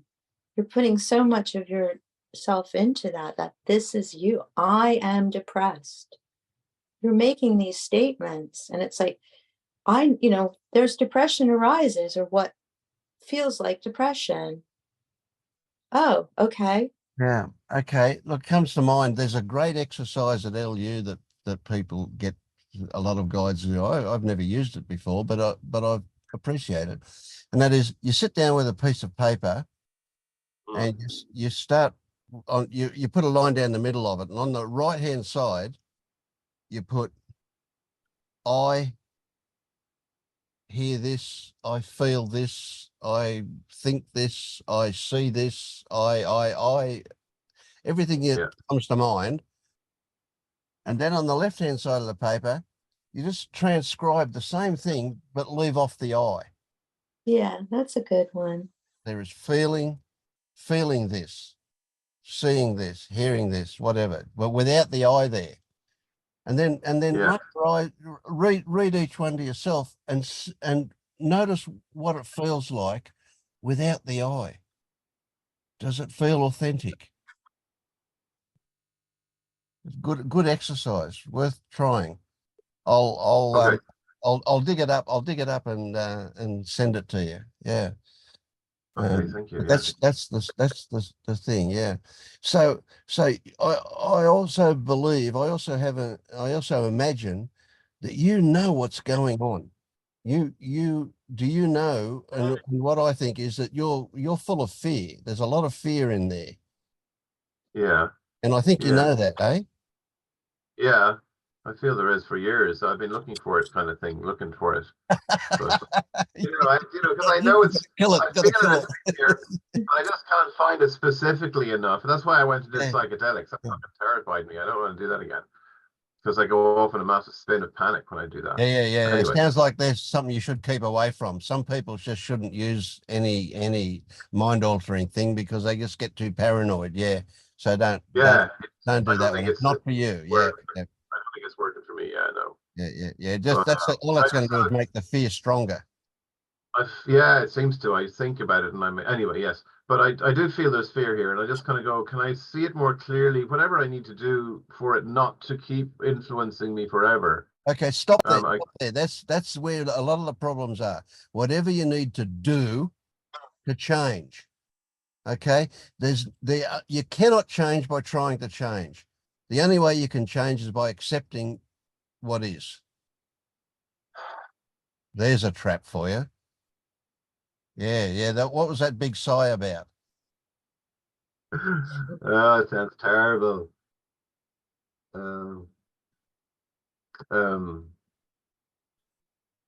don't know. Yeah, just well, if I'm blunt, I fucking hate everything about what is. It's just all miserable and shit. I want it to be different. Good. Okay, yeah. Yeah. Okay, now instead of judging it, moralizing about it, describing it with those kind of labels, and they might be accurate, that's fine. What if you looked at what they were underneath the labels? What are the sensations? Where are they in your body? Gee, we always end up back here, don't we? We always end up back at what sensations are about. Yeah. Right? Not why, not how, but what. No judgment, no opinion, just what. Just describe what. I've been trying to look at sensations. I feel a bit lame saying this. Trying to look at sensations the last few days, going, I don't know how to describe. It doesn't seem that terrible.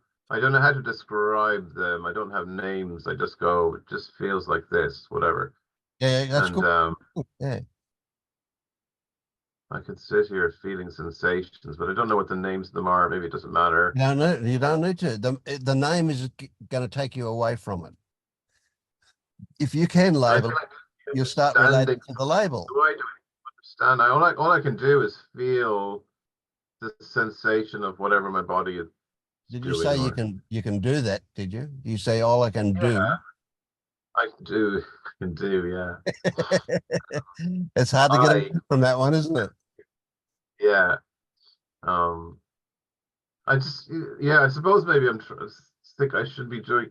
I should be understanding. I should be seeing through. I should be progressing. I should be something. So just sitting and. I think you need to take some things out of your vocabulary for a week, and just words out of your vocabulary, and fake it till you make it. A bit of fake it till you make it stuff.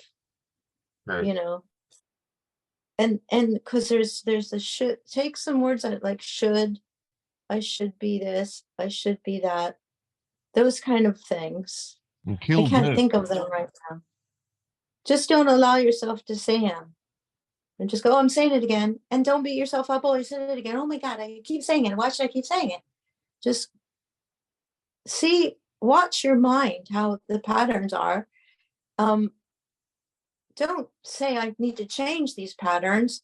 I need to change these patterns to other patterns. Just watch it and go, oh, I'm doing it again. I'm doing it again. I'm doing it again.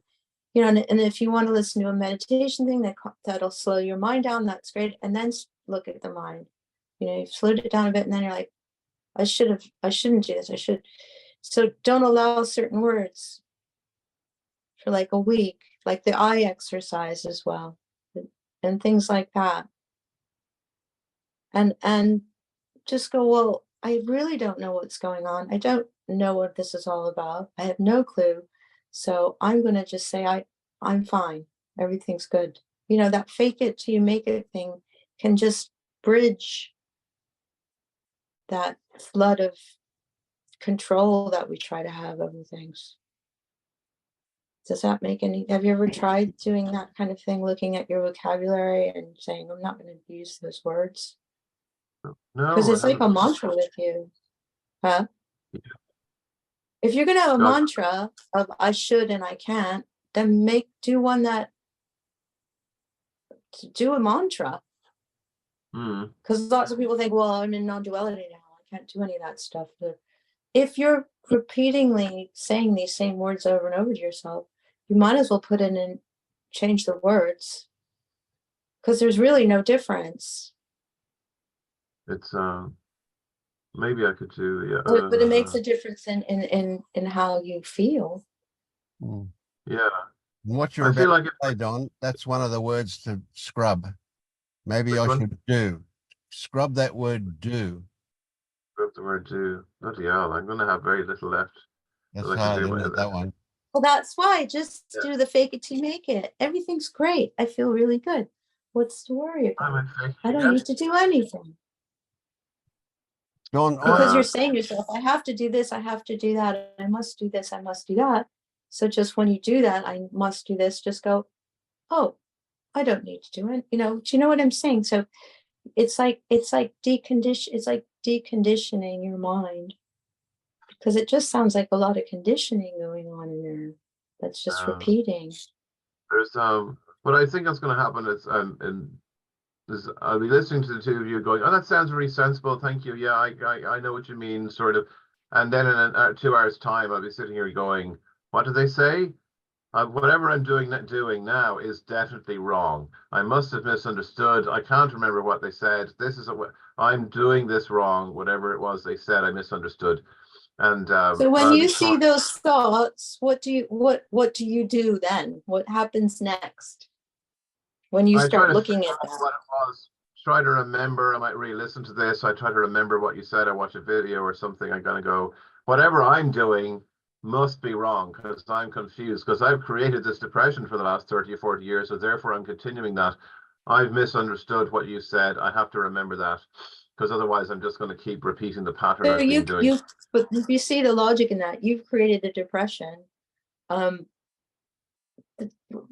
There's this, I think you want omnipotence before you want to have control over everything, in a sense. So maybe look at that and go, well, it's hard to describe what I'm trying to say to you. When you're observing those things, that I need to do this, and then you're already planning how you have so many plans. You're already planning how you're going to react 2 hours from now. You're planning every step, every inch. You're trying to plan.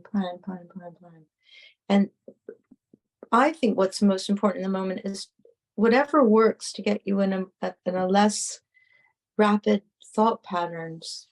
I mean, sometimes we've been doing something for 25 years and we need to go back to step one and go back to, well, when I first started, I was saying Om over and over again in my mind.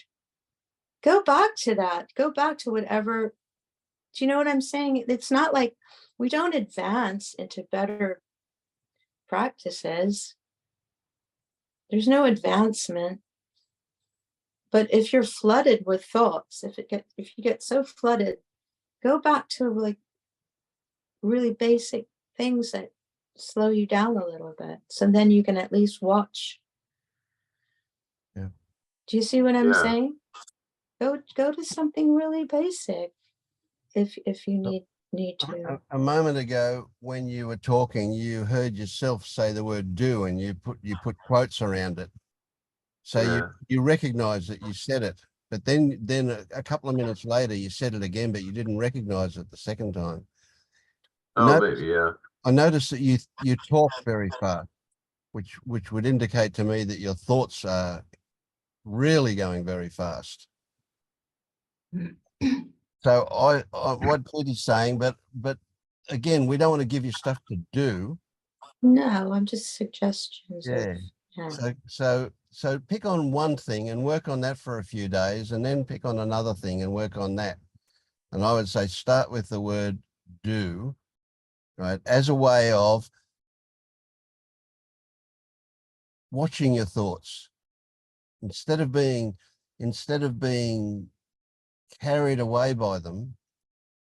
Just you're going to be watching them more. That's all. So it's a simple little thing, but it's a big thing. And start with that, and then extend on a little, and be patient. Be patient. We're not trying to achieve anything here. What we're trying to do is undo a lot of stuff rather than do anything. Yeah. Yeah. Yeah. But Yeah. yeah, good stuff. Yeah. Isn't it great we can have a Zoom and we're not going to get COVID from you? Yeah, yeah. No, it's really good. Yeah. Yeah, you're right. Thank you. Yeah, very good. No, I have this general feeling.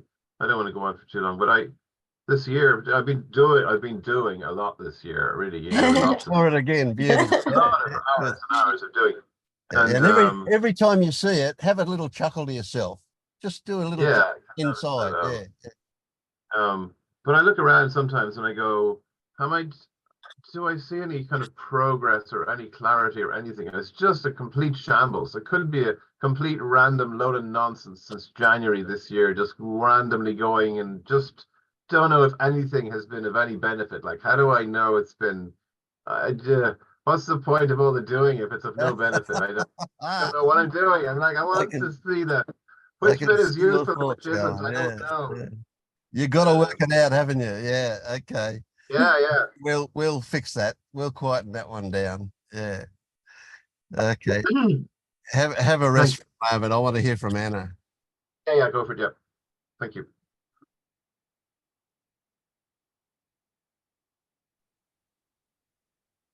You're muted, Anna. How are you been going? Hello, Vincent. Hello, everyone. I've been dealing with something viral here as well. Don't know what it is, but I can see like how all energy has naturally been diverted for body to recover. So there's a very natural surrender is happening here. Right. Yesterday, like basically nothing much is happening. It's very quiet, very peaceful, because I have been working from home, haven't left house this week apart from Monday. But so nothing really much triggers me. Unfortunately, can't catch anything. But yesterday in one of the settings, something interesting happened. So I was just like listening to that music, meditating, let's call it, and fear response came up just like out from nowhere. And it was very interesting because like body was reacting, body was shaking, and there was the making sounds, and like heart was pumping, but there was no psychological reaction and physiological reaction. Mind was just like, and like once it's all settled, I'm just like, wow, cool, I want it again.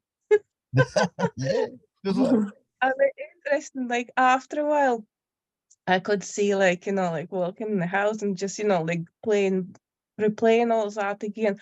And mine goes, I really could see, you know, oh, I have achieved something. Oh, I have got something. Yeah, Mm. yeah. Pat on the shoulder. Yeah. He sees an achiever. It's just like a wee monkey. It's just like trying to jump all the time. Like, me, I've done it. It's me. It's me. I have achieved. Look.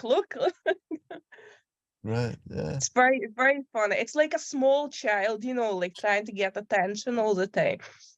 Yeah. But you're seeing it happen. That's the brilliant part. Yeah. Another thing, like I can't even remember what was that, but some kind of thoughts came up, and like I looked at them thoughts, and I can see like that's it, mine just quiet, and there was no even sound making, but it was more like ripple effect on the water. Like you can see some like movement, but no actual sound, no blah blah blah blah blah. I just once you look at them thoughts, they just like, okay, I'm keeping quiet. Very interesting things happening. But I'm just, you know, like it's probably because of so much energy goes into the immune system now. Like mind is like really resting at the moment. Mm. So that's basically all. Quite boring life here. That sounds pretty good to me. It sounds like you're having fun. Mhm. Yeah. Yeah. I said to somebody, I said, you know, a playful attitude is the most productive with this. And they said, well, what do you mean playful? Haven't you got to be happy to be playful? And I started to think about what playful was, but it's an interesting one. You know, there's a bit of humor in it. There's a lot of trust in it. It's, you know, playful is great. Yeah. Yeah, I I have been using this word for a while as well. You know, like when you investigate in something, looking at something from different angles, I just play with that. Just look at that from different, you know, like points. Just play with that. Just play with that. Yeah. And Yeah. I don't know. It's just like it's like Well, curiosity. yeah. Discovery. Yeah. Yeah. That's it. Yeah, exploring. It's like you go in the forest and you find, you know, like wee bits and pieces and, you know, like put them up on the sign and just like, what is that? Where's the bug is going? What is happening there? It's just things like this. Yeah. That's good. And it's good that you're saying what, not how or why, but what. Yeah. What is happening? Yeah, what is happening? Yeah, and very interesting, you know, like once, like couple, 2-3 years ago, whatever, some years ago, once, you know, like you start to put attention inside you, like you discover so many interesting things there, and deeper you go, like more interesting things, and you kind of completely lose interest about what's happening in the external world. Well, It's just like it's a whole world here. yeah, that's great. Yeah. Yeah. Oh, I was listening to your interview with Pernilla, and it's just like, I don't know, you say that and it really just kicked some, it was like a hit over the head when you say like you realize that's it, that's all what it is. And I heard that so many times, and that time I just like, oh my gosh, that's it, that's all what it is. Nowhere to go, nothing to achieve, that's all what it is. Right. Yeah. Yeah, sometimes it happens. You have to hear a same thing over again and again and again until, oh yes, that's what it is. Yeah. When conditions are right, it works. Yeah. Yeah, it's like a piece of puzzle like clicks in the proper place, and then you see, Yeah. oh, another picture is clear now. Yep. Yeah. It's like the Mm, last piece of a jigsaw puzzle, and all of a sudden the yeah, picture is complete. Yeah. yeah, and then like, aha, another aha moment. Yeah. Ah. Are you there, Ramiz? We just have a black screen. Maybe nobody's there. Yeah, hello. Oh, hello. Is this stuff making any sense for you? I'm having a hard time right now. My nervous system is very dysregulated. And I'm trying many things. I'm trying TRE, meditation, self-inquiry, and I feel very stressed and in a shutdown. But I feel like the more I try to regulate my nervous system, it becomes more dysregulated. Yeah. That's to be expected, isn't it? Do you understand why I would say that? The more you try to regulate it, the more it happens. And I say that's to be expected. Do you understand why I say that? Because there's expectations to feel well, some comfort. You're running away from something, and of course, you know, it'll chase you wherever you go because you can't see it when you're running away from it. The only way you can get through those things is to face them. I don't feel like I'm running away. I feel like I'm in it. Yeah. So, but did you when we were talking to Don, were you relating to that yourself? I see a lot of similarities in principle there.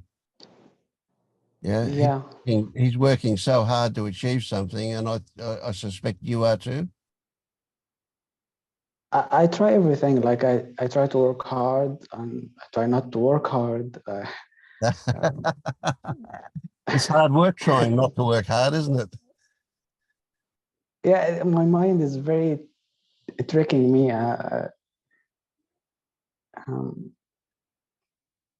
Yeah. It's like a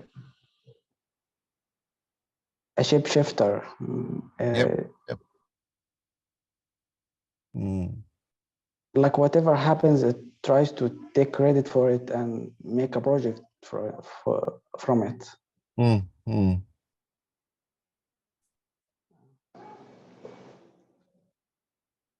And nothing's worked for you so far. No, things are getting worse. Yeah. And I feel a kind of helplessness. Yep. Have you heard this one? The definition of insanity is to try doing the same thing again, but expecting a different result. Yeah. Yeah.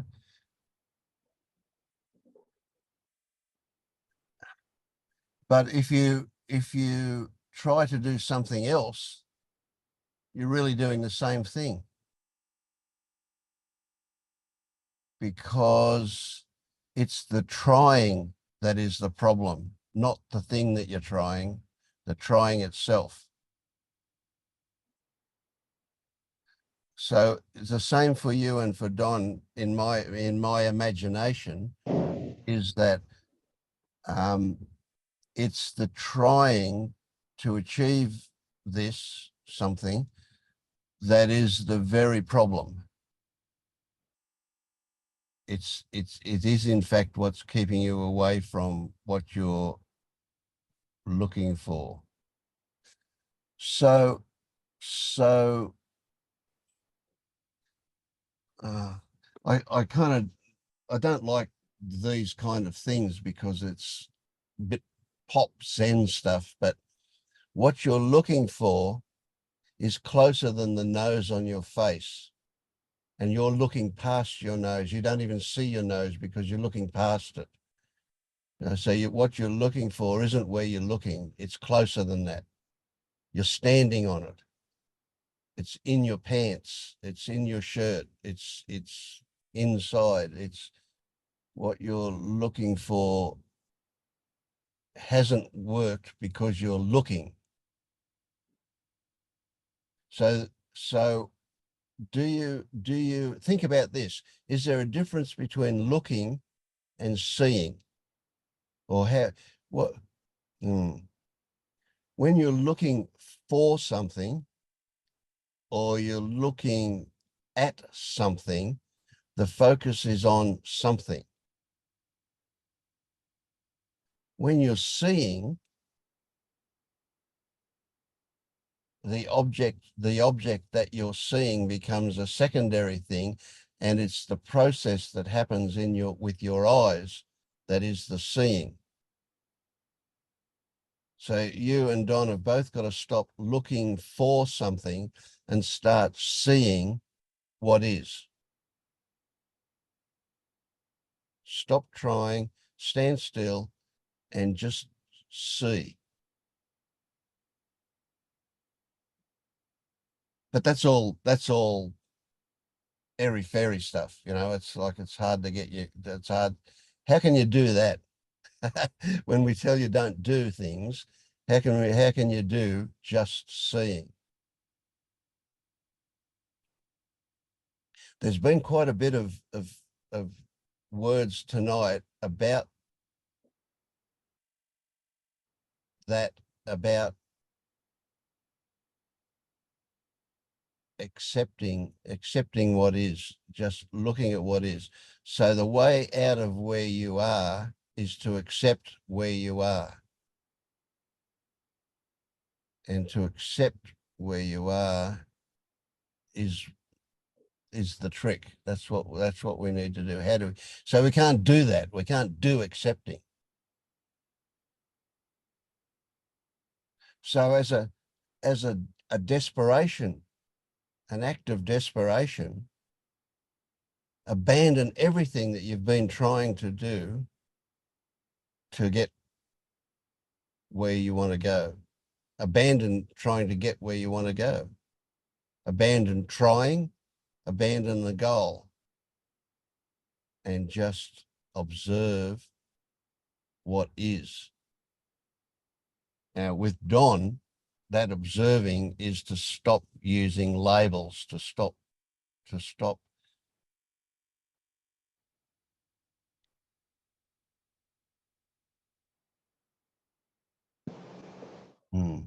Yeah, I don't know how else to put it, to stop using labels. With you, I don't know, because I haven't heard enough yet. But certainly if you were to stand still and just observe, that would be a great start. Does that ring any bells for you?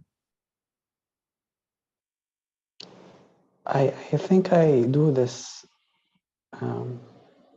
often. Yeah. So how are you doing it wrong? Crazy words. All right. Why isn't it working? What's going on? There's something wrong with the way you're doing it when you're doing it then. So are you doing it with an expectation of some kind? And maybe some relief. Expecting The relief, sensation hoping relief. gets more intense.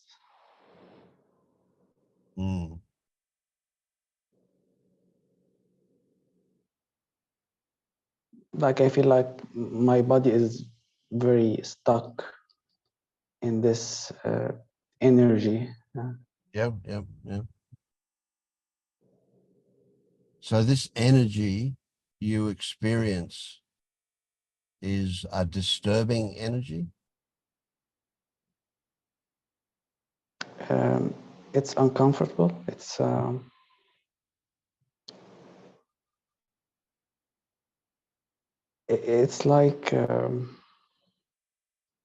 like all the alarms are going off, like Yep. Okay. danger.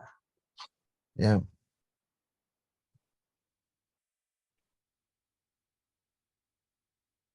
And do you have any hint as to what that danger is?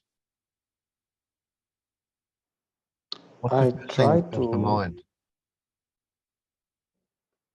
I try to do some like shadow work or inquiry, and I have some ideas, but Yeah. I, I feel like I'm very tired of this. I just want to Yeah. get to the Stop. sensation Yeah. Yeah. and feel it. Hmm. So that you can have an outcome, some relief. It also feels like I'm just um, it's like I'm trying to find a story or Trying to give explain. it a meaning. Yeah. Yeah, Yep. it feels somewhat not real, insincere in some way. Mm. Yeah.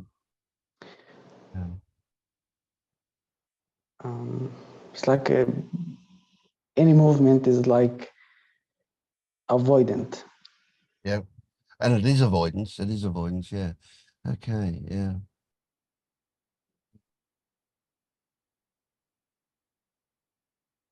So what comes to mind for me is that the explanation that you're searching for as to what's going on is part of the avoidance. So a good exercise for you over the next week would be to intend to experience sensations without labels, without description, and without explanations. So just experience sensation. So if you take, for example, if you take any sensation, like I'm scratching my ear at the moment, and that's a story, scratching my ear. If I try and communicate to you the sensation, I'm going to get into stories again. But if I appreciate the sensation, there's a sensation in the earlobe, and there's a sensation in the fingertip. And you know what? I can't actually describe them accurately to you. You could not feel what I was feeling, no matter how good I was with words. Right? Those sensations are indescribable. Yet I know what they are. I can feel them when I do it. I can feel that. But it'd be impossible for me to communicate that feeling to you because the actual feeling is below words. And if I just say to you, oh, well, I'm scratching my ear or I'm touching my neck, that gives you a really very gross idea of what's going on. And you might have a memory of doing it for yourself that gives you an idea of what I might mean, but it's nothing like yours is not going to be anything like mine. And you see what I mean? It's impossible for me to actually do that. So if you can, when you say, I feel anything, I feel anxious, straight away you go, that's a story. Anxious is a story. What are the sensations involved with that? Where do I feel them? What do they feel like? And we're not after answers here. We're asking the questions just to focus on what's actually going on. Where are they moving? Are they changing? Are they sharp? Are they dull? Are they intense? These are questions that help us to focus on the sensations, but we do not want to label them. We just want to appreciate the feeling. Do you know what I mean with that? The same as this. I just want to feel what the sensation is, and it's impossible to describe it, to explain it.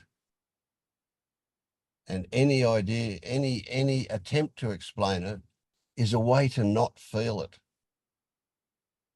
So for you, an exercise for the next week, for a whole week, would be to attempt to get in touch with sensations that occur spontaneously at the level that is below description.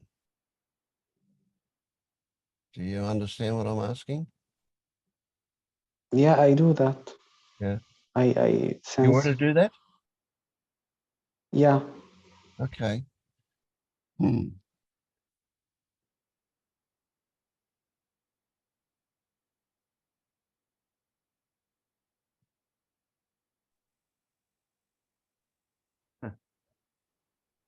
May I say something? Yeah, please. I'm a bit stumped now.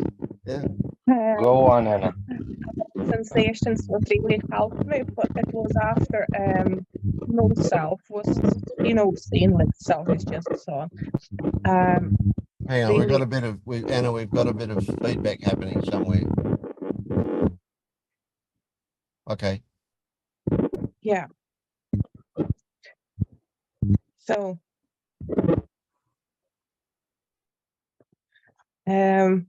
I was walking on the street and it's just automatically somehow happened, and just walking on the road and then just going into sensations and try to find where is hard in the hard when you feel and like your feet touching the ground. Just try to find where hard is there in sensations, or looking at like at the light and like blue light. Try to find where blue is there, or like where is a cat in the cat actually, or like your wind is blowing on your cheeks and you feel that cold sensations. Try to find where is cold there, or like fear coming up. Where is actual fears there? Because like when you look like this, you can't find anything in sensations. That's very interesting to play like that as well. But I don't know. It was just, it just happened. So I don't know if that's helpful. Mm.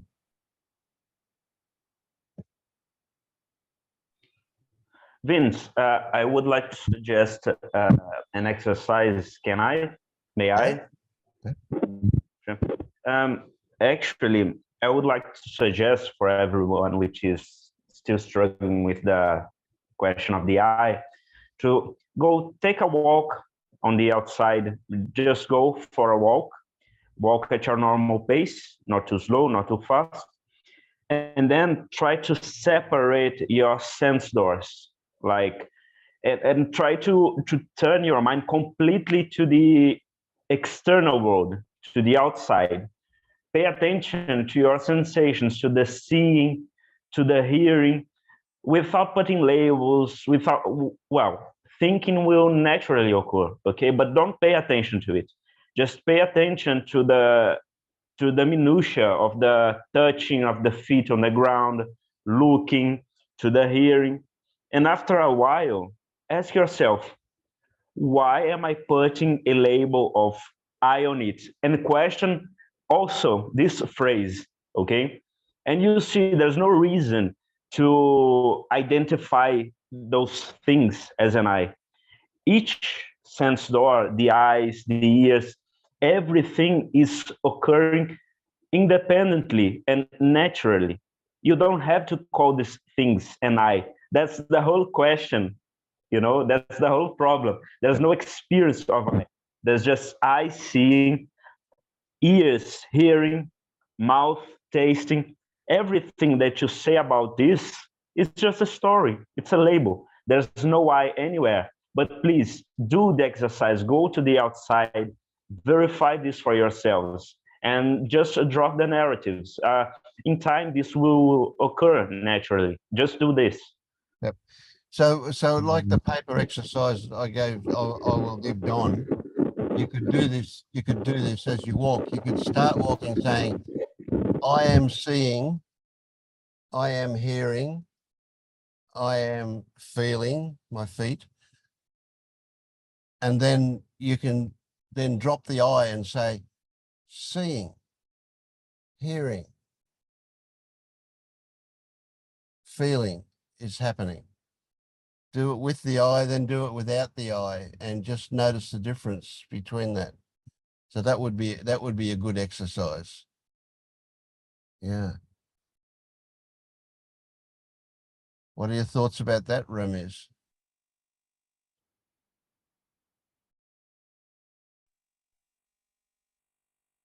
I have no thought about that. I also do self-inquiry, looking for the eye, or I have an exercise where whatever arise, whatever I notice, like if I'm hearing a sound, I ask who is hearing. If I have a thought, I ask who's aware of this thought, and whatever arise, I just ask who is aware of that. Yes. And is there for you a background story that there is nobody that is doing the hearing or the feeling or the seeing? Yeah, but I try to see it directly. I not to believe that there is no one, because I Okay. feel like there is someone feeling. So Yeah, I try to look for it. yeah. So you're trying to, you're faking it till you make it, as Judy was saying earlier. You're trying to convince yourself that there's nobody there doing these things. Yeah, be careful about that one, because that can lead to bypassing. That can lead to you coming to a logical conclusion about things. And again, it's avoiding. I think I was saying that I'm trying not to believe that there is no one. Yeah. Rami, did you notice the first sentence you said after Vince asked you? Did you pay attention to the exact thing you said, your first sentence? Do you remember? To what exactly?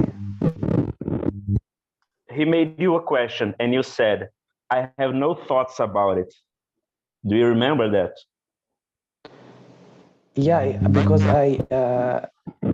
I feel No, like okay, there is just an eye here.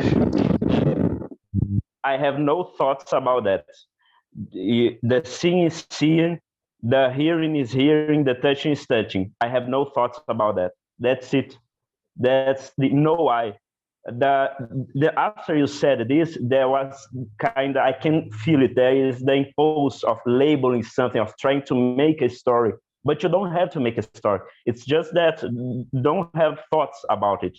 In a way, I'm saying like it's just this ears are hearing, seeing, you got very close to it, but the mind has this habit of making stories about all about everything, you know.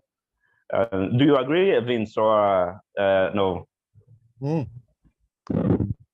You got quite close, actually, Rami.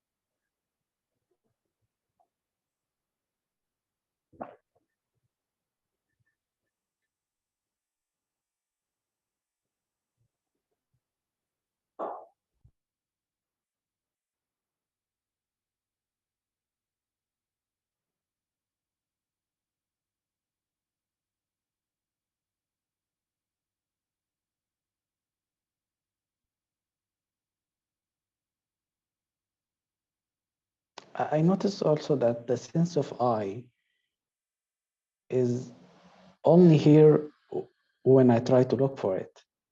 Mm. Good. It's Yes, when you think of it, the I is just a label inside the thought. It's not anywhere in your experience. yeah, but it feels real. It feels like it's there. I haven't. You said, Ramiz, you said the sense of I. And did you actually mean the sense of I, or did you mean the I?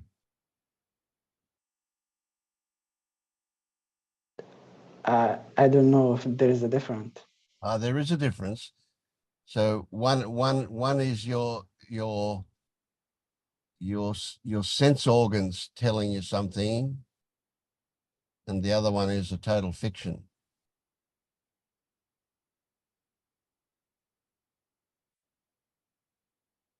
So you can expect that a sense of I,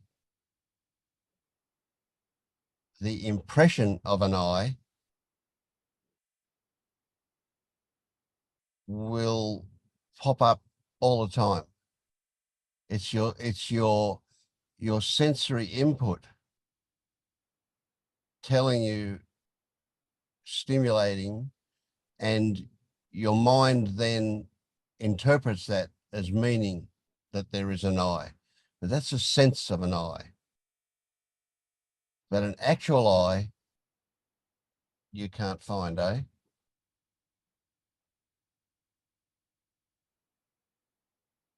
Do you have you accepted that there is no actual I? Is that a reality for you?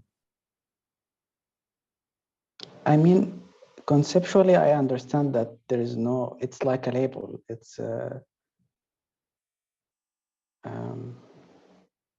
You say but the conceptually. sense of I, yeah. Because I don't understand what it means to realize no self. Because there is a sense of I, there is a sense of I, and there is the label of I.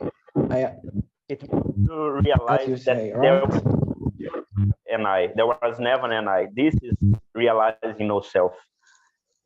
You are just making it up. You are just putting a label on something that it's not. Like, for example, the sea is just the I seeing, but you're making the fiction that an entity is seeing, but it's not an entity that is seeing. It's the I that is making the whole processing, you know? There was never an I to be transcended. That's the catch of the thing. There was never an I. And it's quite So realize that the mind comes. Did I understand you right? Sorry. Did I understand you right when you try to make a difference between the sense of I and I? That one is conceptual and the other is a sense. Yes. Which one is conceptual? The actual I. So when we this is a thing that's always got me a little bit. We especially at Liberation Unleashed, they talk about no I. And that's like the space in a hole. It doesn't exist. It's a joke, you know. What there is of the I are stories. Lots and lots of stories. There's a book. There's a whole. There's a million pages of stories about Ramiz, what he likes, what he doesn't like, what he looks like, and all that. They're all stories, and altogether, they can appear that there's an actual identity there, but they're just stories.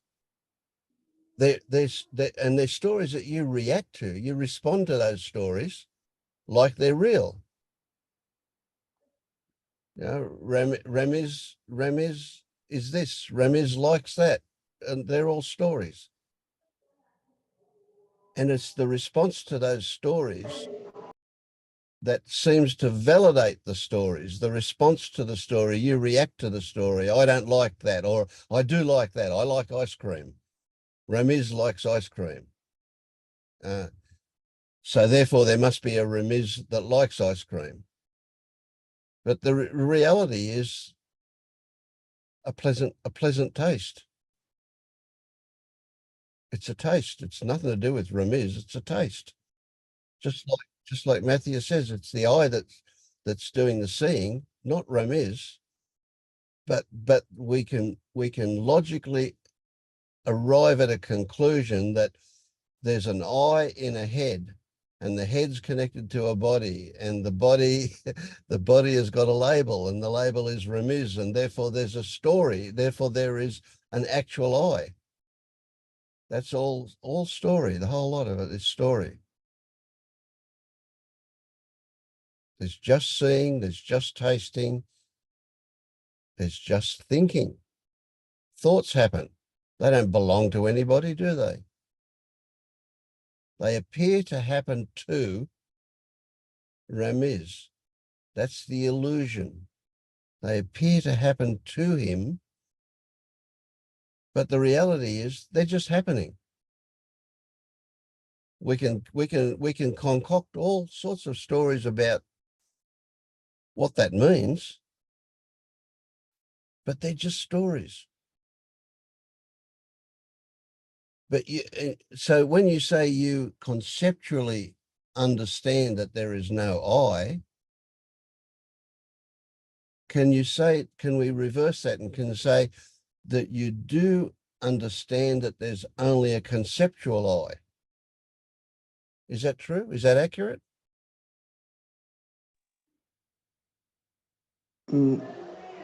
I still feel like there is a sense of I. I don't know what this means or Okay, what there's it a sense refers of to. I, yeah? Yeah. Well, that's years and years of habit, years and years of your mind taking ownership of seeing, feeling, tasting, etc. Your mind took ownership. So you had a story that said, it's me that's tasting, it's me that's seeing, it's me that's hearing. That's a story, isn't it? How do you know, right now, without moving, how do you know that the back of your head actually exists?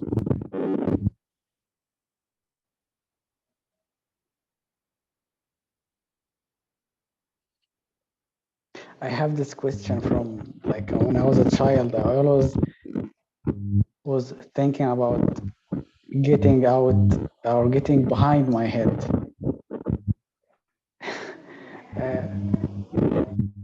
Like the fact that I can see behind me is what was very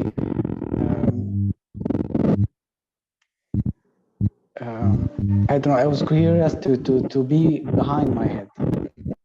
I don't know if that makes sense.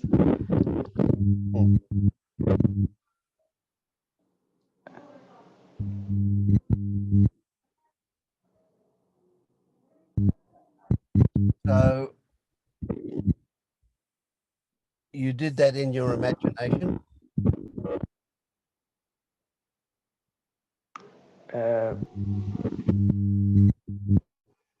Maybe, yeah, I don't know.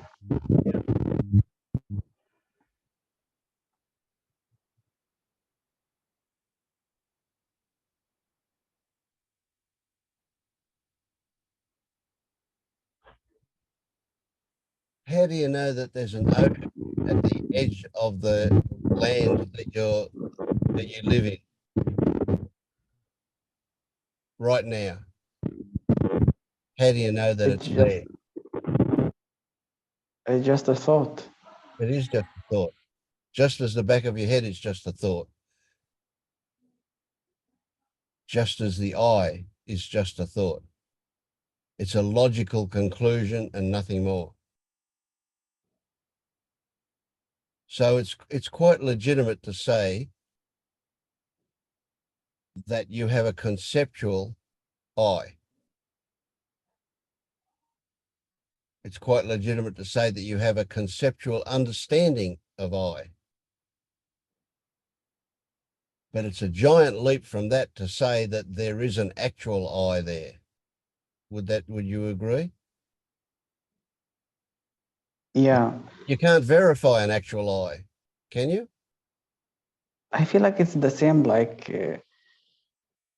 when someone say don't imagine an elephant. It's like, and you imagine an elephant. Yeah. It's So like you when can't someone control your says thoughts. there is no self or there is no I am gonna think of I or I feel I. Yes. It's Yep. the same with the concept of God. It doesn't matter what I say, there is an image, there is a symbol in my mind about what Yes. this represents. Yes. It is the same about anything, really. Yes, exactly. Except one thing. And what is that? Sensations. The only thing in your whole world that is not conceptual are your sensations. That's a big one, isn't it?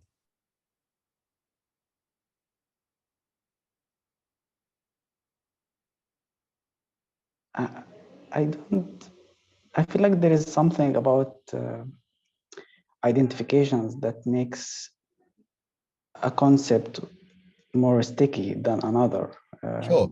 Yeah, and I have no argument about the stickiness of it, because that's, you've spent your whole life making glue. Of course it's sticky. It's a big step now to turn around and go, have I been lying to myself my whole life? But you have.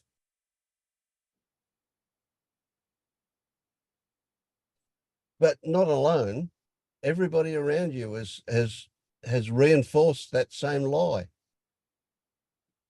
Even when you were a baby and your mother says, Ramiz, your name is Ramiz.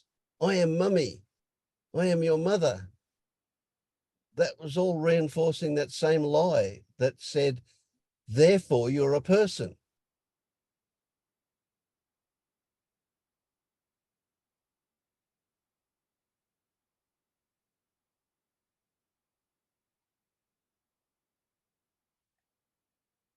A lifetime of conditioning isn't overcome easily. So you can expect that sense of I will hang around for a while until it doesn't.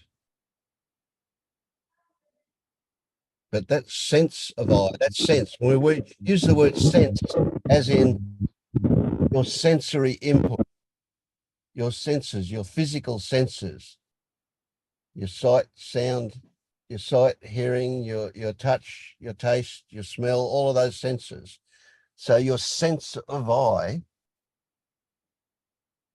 is not what comes in through those senses, but rather the result of the story that you use to explain those senses.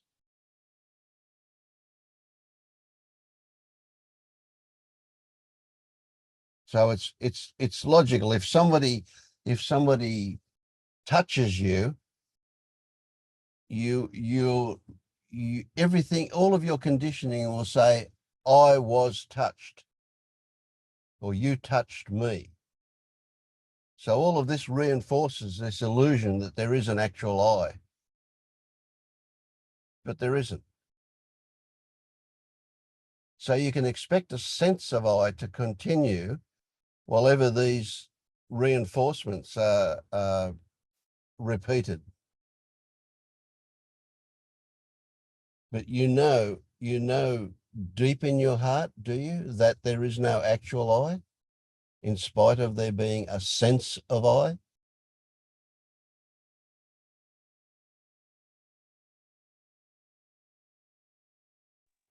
I feel like there is something more primary, but I You'd can't like say to for think that, sure. wouldn't you? Yes, yeah. I don't want to jump to conclusions. I just Yes. go But that's what from you do where I all the am. time. You jump to conclusions every time you think there's an I. That's a conclusion, a logical conclusion, a mental conclusion. Right. So the only way to not have conclusions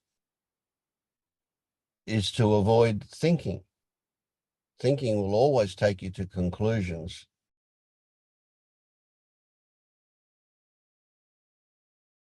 And you can say, look, I've got really compelling stories, but they're still just stories.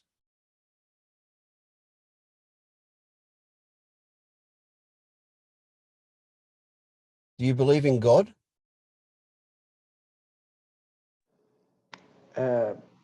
as a concept, a person, character, no. Okay. So that's one world of conditioning that you've transcended already.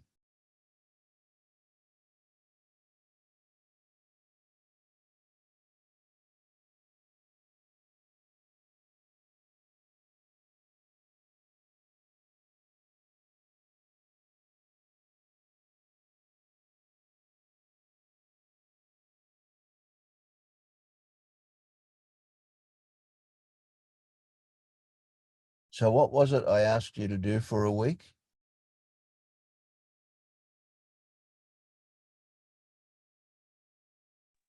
To sense my body. Sensations without labels or description. Just look for the sensations. Yeah.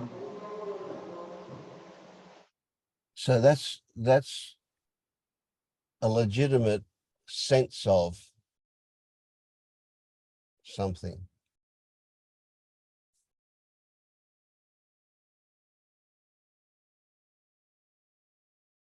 Don't try to do anything. Don't try to achieve a fundamental recognition of no I. That it will happen by itself. In fact, everything just does happen by itself. But if you just relax, I think and don't try to do much. Just coast for a week and do that. Every time the idea comes to mind for what I ask you to do, just go into the body. I mean, you already meditate, so you know how to do this, but just scan the body like Vipassana and go through and see what sensations exist. And it doesn't matter where or how big they are or where they are. As soon as you discover a sensation, just explore it.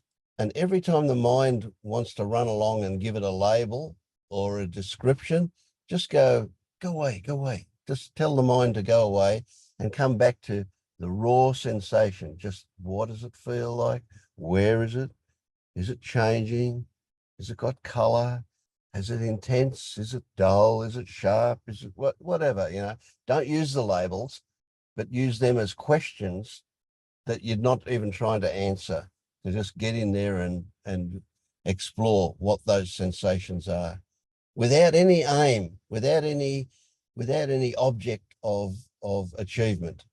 Just do that as a way of quietening everything down a little bit. And every time the word anxiety or anything comes to mind, try and separate out what the sensation is that word is covering up, that label is trying to keep you away from. That's a big one too, but that's what's happening. Those labels are trying to keep you away from feeling those sensations. Don? I'm writing notes while you're talking because it's just about me too. Totally. Thank you. Yeah. Okay. Yeah.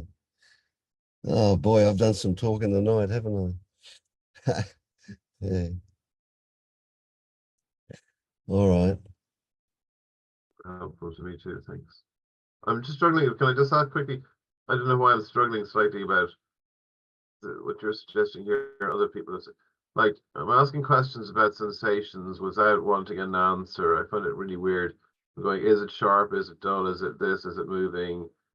And yet I'm going, I don't want to answer those questions. I don't want any understanding. I don't want to find anything out. It's weird. I'm like not wanting to find anything out. I'm asking questions without wanting to achieve anything or I kind of feel I must be doing it wrong if I don't understand something from this.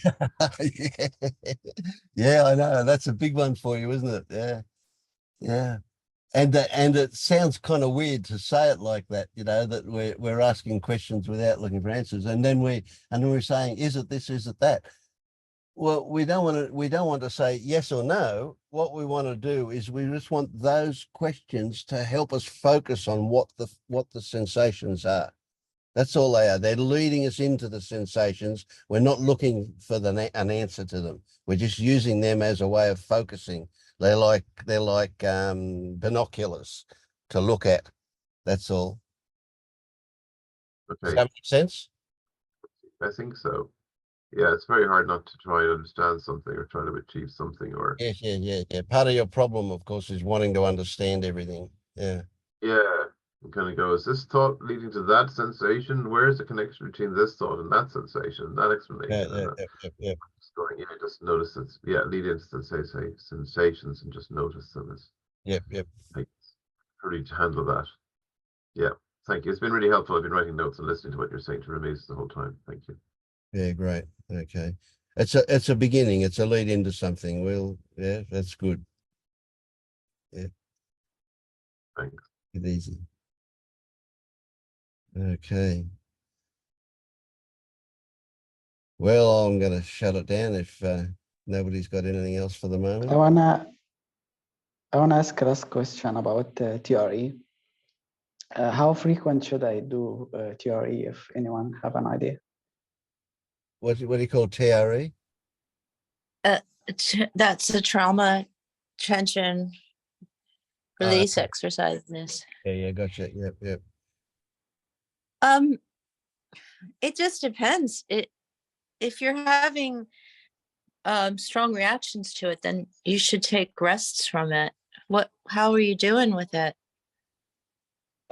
I feel like my body is very dysregulated, that it wants to shake all the time. Yeah, If I just allow myself to shake, it won't stop. right. But then, so what? It must stop. Have you ever just seen how long you can go with it, or have you stopped yourself? The longest was like an hour. Yeah. It's hard because what happened with me is, what happens to me is when I sit still in my chair, you know, if I'm meditating, that it'll happen. And I allow that. But then when I actually do the exercises themselves, just probably because they would like people that instruct it to stay within the framework that's set up. So what you could do is do this how you do it standardly. And I would are your shakes really intense, or are they quite mild, or what kind of shaking do you have? Are they very intense and like mild? They're mild. So do you feel yeah. Do you feel relaxed after you do it? Do you feel relaxed or tired or energized? They feel nice, but more like a little bit numb. There's some relaxation, but I feel like the dysregulation gets intense. I don't feel like relief for long. Right. So do you know how to stop yourself from trembling? Do you have that? Yeah, I can stop if I want, but it feels like I want to go. The body wants to shake all the time. Yeah, but you can take. Oh, well, how did you learn how to do it? Did you learn online from a? Yeah, but I don't even need to do the exercises now. I lie down and I allow it, and I just check. Yeah, well then that's okay. But I mean, because what I was doing when I was learning it was, mine were so intense that I'd stop them. And then, because the thing that you need to do is you also have to have the rest period. So do you give yourself a rest period after you do it? Or do you get right up and move around, or you do a rest period? Yeah, and you turn on your Yeah. side and rest, and then they stop then, or Yeah, I give myself a rest time. yeah. I mean, for me, I don't, I think, you know, what I would say to you as just a person that isn't a trainer, that's fine. But when the training, they only want us to tell people to do it a certain amount of time. And if you're feeling numb, that's kind of a sign that you may have had too much. Because Yeah, I that think numbness is sort I of overdo a it. sort of, hey, I think I'm overdoing it, so I'm not sure yeah. if I should. How long have you been doing it, Ramis? Like the past few weeks. Oh, only for you. Um, Yeah, okay. Well, if you feel like you're overdoing it, then you probably are. That's the thing. And so you should maybe time it when you do it. Set a timer and say, well, I'm going to do it for 20 minutes, and then I'm going to integrate for 10 minutes. Do you see? And then if they come on throughout the day, or when you're just sitting, then you can allow them in that sense. But do they come on when you're out and about? Do you feel like they're not controllable, or? No, they are controllable, Okay. but when I relax, the shake happens. Yeah. And do you lie If I down when allow you do them. it? Yeah. Yeah. So you could try sitting. Do you meditate or do any quiet time Yeah. stuff? Maybe allow them then. That's what I started to do, because I was having them before I learned TRA. Lots of body movement, lots of spinal stuff. And I try not to label it or say it's anything, you know, Kundalini or any of that stuff. And then I just allow it. And then I got interested in TRA because I was like, oh, this is okay. This is sort of a natural release as well. And so then I got interested in teaching it because I work with people with trauma. But so when I do an actual shake, I do it quite formally. I'll lie down, I set the timer. Do you know about the exercises before, the grounding exercises? Do you do those? No, Oh, okay. I'm not sure So what exercises. there's some movements that you do beforehand that's sort of for grounding. If you can find them online. And if you can do the grounding, you know, do it quite formally. Do the grounding exercises, do the positions, time your shake, do your integration, because you don't want to go over 45 minutes, or maybe you can shake for 30 minutes and 10 minutes integration. And then throughout the day, if you feel like it's just a shake is coming on, then you can do it. If you're sitting there and it starts, you just allow it. Yeah. But maybe do the two separately and see if there's a difference, you know. But because what happens with the grounding exercises is they sort of let your body, I mean, I don't know really how it works. We're just talking in the wind, but this is what the founder tend to have found out about it. That is, if you do the grounding exercises first and then do the shake and then stop it after a certain amount of time and give your body time to integrate it, it seems more helpful that way. But if you just, if you're, and how you're feeling, so if you start to feel numb, that's probably a good time to stop doing it, because numbness can be a sign of overwhelm, even though it feels like it's not. You know, that there's different, there's different, what it's based on is, and this is all theory, so it's not really to do with our topics today, but is that there's fight, flight, flood, and freeze. So if you're going numb, that means you're going into sort of a freeze mode. Your mind's kind of telling you, I can't take any more of this, so I'm going to freeze. So Or- then Yeah. maybe if you start to feel that numbness, stop Mm. yourself and do the integration. Do you feel that numbness during it or afterwards, Ramez? You seemed to, I thought I heard you say afterwards, Yeah, afterwards. but not during. Mm. Okay. Yeah. So maybe you're doing it too long then. If you're doing Yeah. it like an hour, just cut it down and see what How many happens. See if times in the week? a week. Yeah. I mean, it just depends. It's how long have you been doing it? Couple of weeks. I would Uh,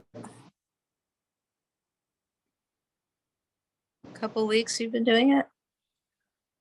yeah. I would I mean, are you doing it every day or? Yeah, maybe. I think, yeah. That's a really hard thing for me to tell you if I don't see you, and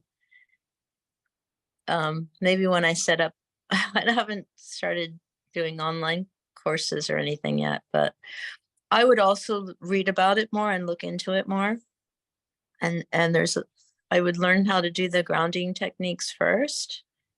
And there's only a few really simple exercises you do. And then when you lie down and how do you what position do you keep your legs in when you start? Do you start with the butterfly and then put your knees up and put your feet down, or?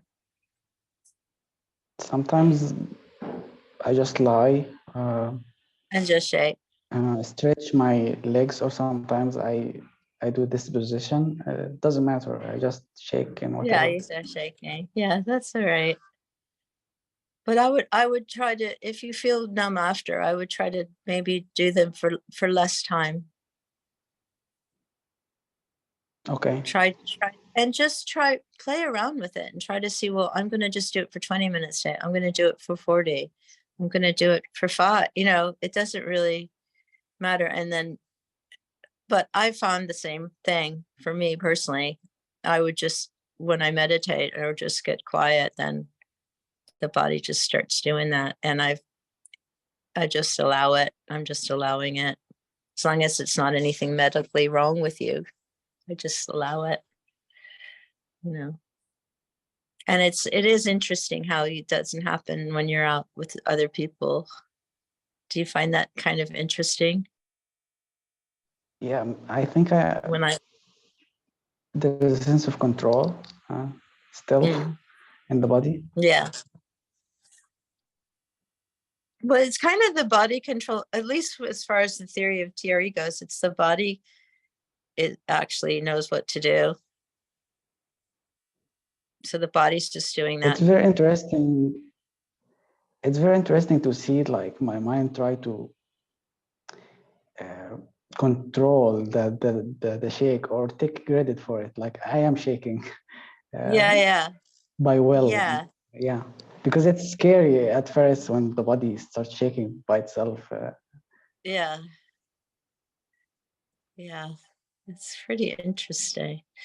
But as just a person that's not certified, or I'm not talking professionally, I'm talking just as me.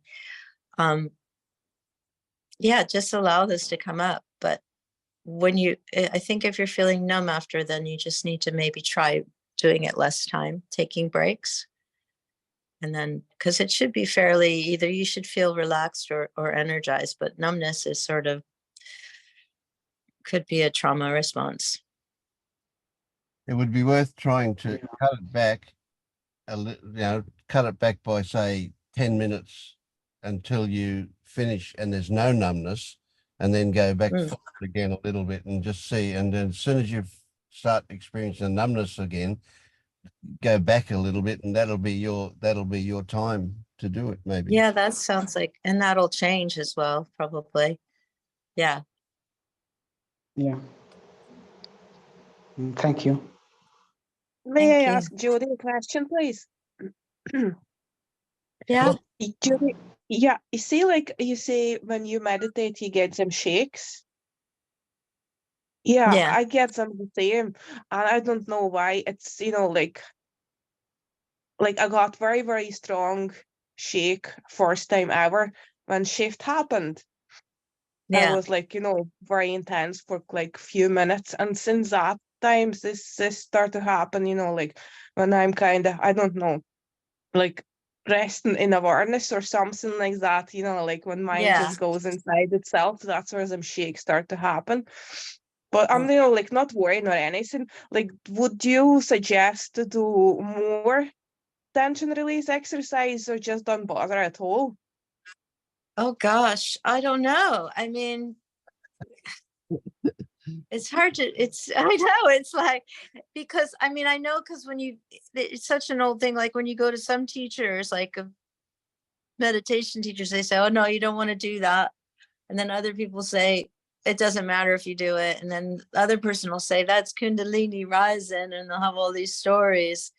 So I think, have you tried to do TRE? Have you learned how to do it?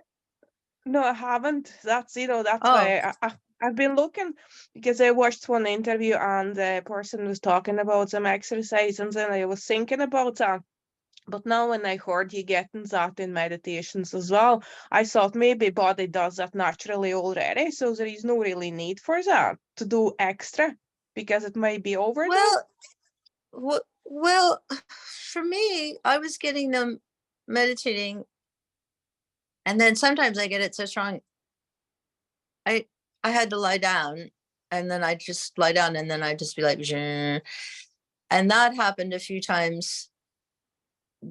I was with a group of people, but they were friends, so I said, "Oh, I have to go lie down for a minute."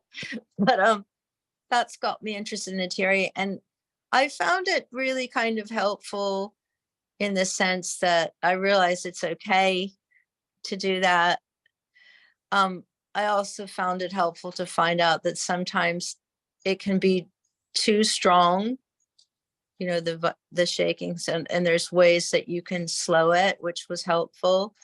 You could, I mean, there's some, there's a few good teachers online.